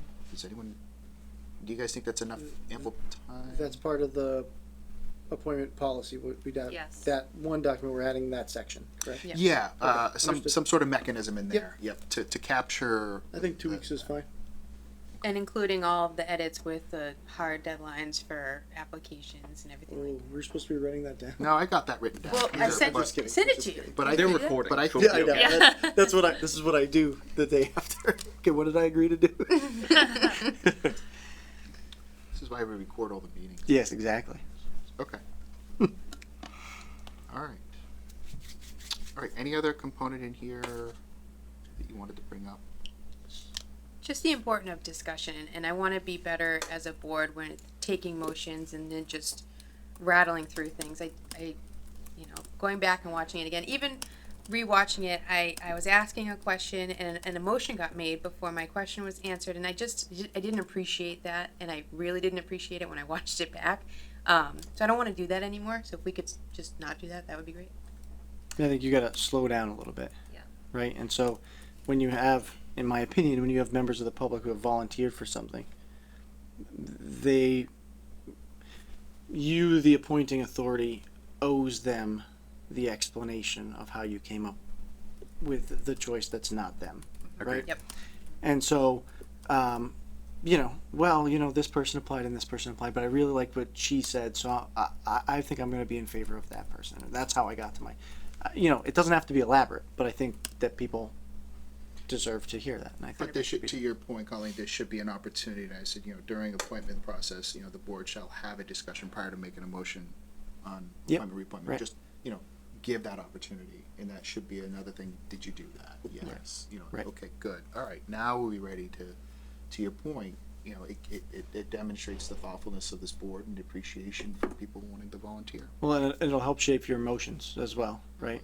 So Right. that when the motion is made to appoint Colleen, Doreen, who's also in the audience, she knows that that's coming because you've discussed it, and Right. you can hear that shaking out, and then you're confident when that motion is made that that's who you pick. The other thing, if I may add, that but a motion is made before the chair accepts a motion on the floor, and I think that's sort of what happened during the meeting. Is like, Oh, that's exactly what happened. yeah. So if Yeah, if you're chairing the meeting and someone makes a motion, you can say, "I'm not accepting a motion yet." Yeah. Yep. But that would be the inexperience of chairing at Yeah, this of point. course. So that was Yeah. my first rodeo, Yeah. and I learned some lessons that night. So Yeah, I mean, I think we all Yeah. learned some lessons. yeah. Yep. And, we got into this pattern of voting, and it carried through. Yep. It was pretty quick, and we definitely needed some discussion on a couple of those, 100%. for sure. Can we talk about, there was an individual that applied for a number of openings, and they were not here. Pandu. Yeah, so That was my Pandu- question that got mowed over. Yeah. So I'm not sure that, if somebody shows interest in 5 boards and committees and they're not here and there's no other person showing interest, that we should just appoint them to all those committees. I think we need a more sophisticated way to sort of either just put that vote off until we can actually bring them in, or get some sense of priority with, what's your top 3, Yep. because we didn't have an opportunity to really ask, do you have enough time to do all this, volunteering and, Or know if they're real. I mean, had they come and gotten sworn in? Do we know? I don't know. Yeah. Yeah. So I think in hindsight that should have been where we push the pause button yes. and say, we haven't had any contact with this person. So we had people that weren't able to come, but they let us know they weren't able to come, Right. and they were, Right. we had that dialogue. We didn't have a dialogue with that person. So maybe, me being new and this being the first time through, we just need to all recognize that, okay, well, that's where we hit the pause button and say, town administrator's office, can you reach out to that person and make sure that they're still available for all of this? Yep. And if they don't get back to us, then I think we remove them from the list, because I we don't know if they're real. Right, right. That makes sense. So that was one thing, So again, do you hindsight. anticipate an update to the policy? So this is what I was, if I may, I actually took your notes, Matt, and let me know if I've captured this for you. For individuals who seek to serve on multiple boards, who show an interest, I believe there should be a prioritization discussion with that individual prior to any consideration on this board beforehand. I think we should just add that to that form that they fill out. Okay. Well, that's part of it, but then even if we get prioritization, we still have to reach out to them to. Right, so that happened with one of the candidates that was there that night. She expressed interest on multiple boards. She got up, we addressed that with her. She withdrew from a couple because she saw what was going on, but that's because she was here and we were able to shake that out with her. It was not possible with this other person because they weren't here. So I think that also plays into effect. If we don't have any communication, what do we do? Right. And I think that's what we're trying to capture is there should be a discussion Yeah. with that person. Yep. Of interest. So through staff or through the board? That's what I just want to clarify. Well, I think we need to, to me, we need to amend our intake form so that we get prioritization. But we also need to be giving the board feedback that we've had no contact with this person other than this.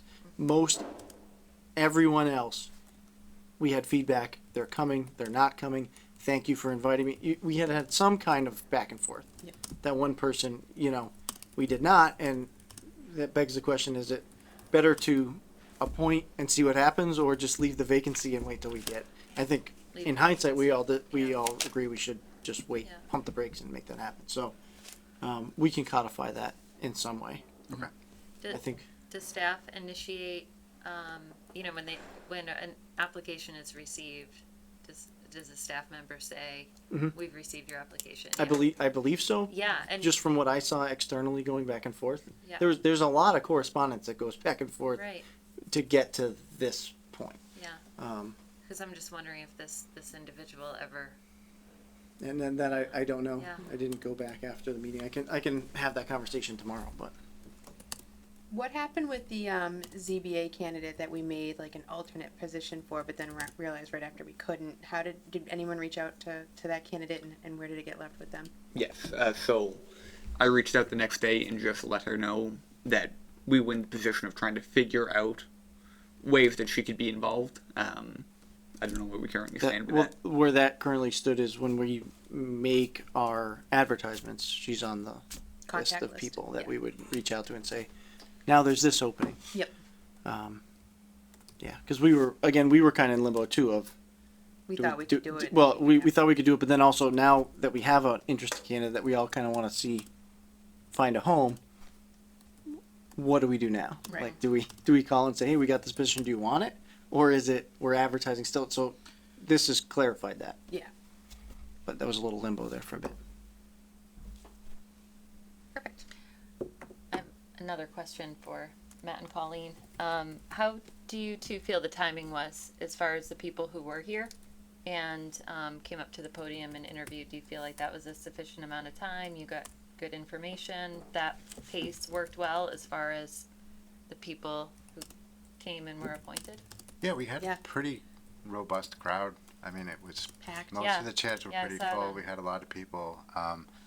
It moved pretty quickly, and We got gave them 3 minutes and nobody hit the buzzer bell. Mo- They all most- got what they needed. Yeah, most Okay. people were under a minute and a half actually, Okay. which is interesting too. Yep. yeah. So I that felt pretty that good about works. That time frame works. Yeah. Good. And I guess getting back to like the questioning too, I just thought of this, like when we were, for example, interviewing for a TA. Let's use that as an example. The board put together a list of questions together that we all went through and asked. So let's say there were 10 questions, and there certainly doesn't need to be that many to a point, but maybe that's something we put together for next year too. And so instead of, if there's no questions, I saw that when you two asked questions to people, you made sure it was consistent and asked the same question. But I didn't know if like we were able to evaluate that beforehand and ask, maybe, and they may be different for different committees, but Yeah. but just to kind of have something I really like, because sometimes you can be thrown off when there's a lot of people or someone making a motion or something. It just might prepare us a little better to have like, okay, we're going to ask the Affordable Housing Trust these 4 questions to every candidate. So just throwing it out there. I don't know. I still like the idea of allowing the board to reserve the right to ask a question based on how the conversation's going. You know, Yeah. I don't want to stick to some true and fast format that, you know, prohibits us from asking. But It A would question not. It based would on not feedback. prohibit that. It would just be. build on that though, Yeah. maybe instead of coming up with a list of questions that we want to ask, it's just a list of weight factors. What's important to us? Is diversity going to be important to us because we don't have a lot of diversity, or is it going to be experience? And just identify what our weight factors are, so when we hear the interviews, we know in our heads this is what we've identified as something we should be, rather than here's the list of questions we want to ask Yeah. everybody. Yeah. Either way. I think when we interview, we have base questions. Right. We'll ask the same candidates the same 5 questions. You can riff on each one of those as you go when they say something and you're like, oh, I want to go down that road. But at least you have a template to start with, I think Right. is where you were going. I mean, that's Exactly. what you would do with, you know, my interview was different than Josh's interview, but you started at the same place. The questions were all the same and they went in different directions based on what we said in our interviews. Right. I think that's a good process to have baseline sort of guide questions. And we could even put those in our packet so that the candidates know what they're going Sure. to be asked and Yeah. can prepare, because some people are just not as good on the spot Yeah. and would, you know, benefit from a little preparation, I guess. And it would be good to have people be able to provide that input with a little preparation. So I think that's a great idea. Yeah, agreed. And I, and just, to clarify, Peter, again, that doesn't mean that any of us can't ask questions off the cuff. I mean, I think that might, again, to William's point, like spiral just from conversation or their background or something. We may want to ask even more questions, but just so we're never asking nothing. So. Okay. All right. I think Well, under the circumstances, it sounds like we got through the appointments for 2022. Yep. So. All right. I think one of the things that clear deadline for submissions of the reappointment policies is something that we want to tackle. I don't think we really covered that yet. In the draft I sent out with some of the edits, it's like in there twice, to be super clear of when the has to be in, when the workshop's gonna be, so I can resend that again. And then there's gonna be additional stuff that I'd rather not draft if you could do that, because I'm not so good at that. I'll do it right now. Hey, Will, can you work? Thanks, Buff. Anything for you, Buff. Thank you. No, we will work on that together. We'll get it done. Okay. Do you want me to resend that one with the edits? Sure. Okay, sure. I think I have 'Cause it. it had that weird line in it too, and I don't know. You put that in there, and you're like, "Oh, I did. Okay." So we got rid of that It happens. informal expression of interest. What? Okay. I told Colleen I didn't like a sentence. She's like, "That's your sentence." You wrote it. But when you're well, in it. Past Evan did an awful job on that. Okay. So I'm just going over. Okay. How much notice do we want to be clear on here on notifying candidates of, when to come in? I think Can we even include it on the form when they're returning it? if It's you- just if like you have multiple ways of notifying. if you have a June, you're gonna do it by the 3rd week of June. Well, the date's gonna change though. So in the draft one I wrote, to hold a workshop after June 15th and before June 30th, so that the board has flexibility, because who knows what life's going to throw at them. Right. But you can also include that in their form, saying that the meeting will be happening between June 15th and June 30th. So keep on a lookout, and we'll notify you. And normally, I mean, we would have given people when we're setting the agenda. Right. This is when we're doing it, and we would have had that list. Right. Again, it was an unforeseen issue that popped up, and then we need to correct that. Yep. So that's on us. I don't know that that's necessarily you can put in the policy, we're gonna notify you at least 2 weeks in advance or whatever it is, but, we would have done that had we not, run into this issue. Right. I feel like putting that part in the policy is just gonna be a hang up for something that's already very, dialed in. I don't know, Right. but it's just my opinion. All right, any other comments on timing, notification? So perhaps we could work on this draft for you, and maybe we could make some timing suggestions, because it would probably be good to talk to the folks that actually do the That'd be great. notifying and the returning, and so rather than us deciding what's reasonable, they've done it. So great idea. we'll ask them what pitfalls they saw, and we'll try to incorporate that into that. Perfect. Yeah, that And sounds come back great. with some suggestions. Yeah, because we could not be seeing things that they see as they go through this Right. process. Yeah, they did most of the interactions with Yeah, the exactly. people, So, so let's ask them, and we'll do that ahead of the 2 weeks. Okay. I'll get on that right now. William. Yeah, sure. Anything So you need. efficient. All right, and it's done, Yep.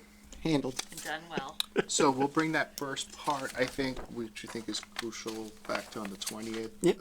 Right, and, we'll have that draft out, ahead of time for every board member to review before we have our discussion on, that Tuesday.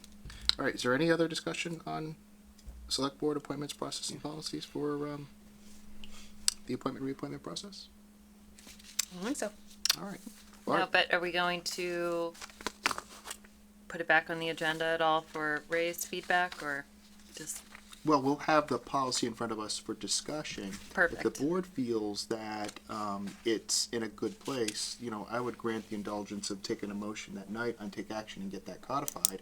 If we have to bring it back with a revision, I think at that point, Mr. Mead can have, input, on it even before we consider taking a vote on it. I agree. That's a good process. I'll make sure I tell him to watch the meeting when he gets back from, his vacation. All right, next up, we have June 1st, 2021 meeting minutes and June 22nd, 2021. I can entertain a motion to approve both, if anyone would like to make it. I move the board vote to accept the meeting minutes of June 1st, 2021 and June 22nd, 2021 as presented. Second. Motion made second. Any discussion on the motion? Hearing none. All those in favor? Aye. Declare the motion carried. We will pass over executive session tonight, and we'll bring that back on the 20th final review of meeting minutes. At this point, I'll entertain a motion to adjourn. I make a motion, we adjourn. Second. Motion made second. And all in favor? Aye. Declare the motion carried. We are adjourned. Thank you very much, everyone. Have a great night. Thank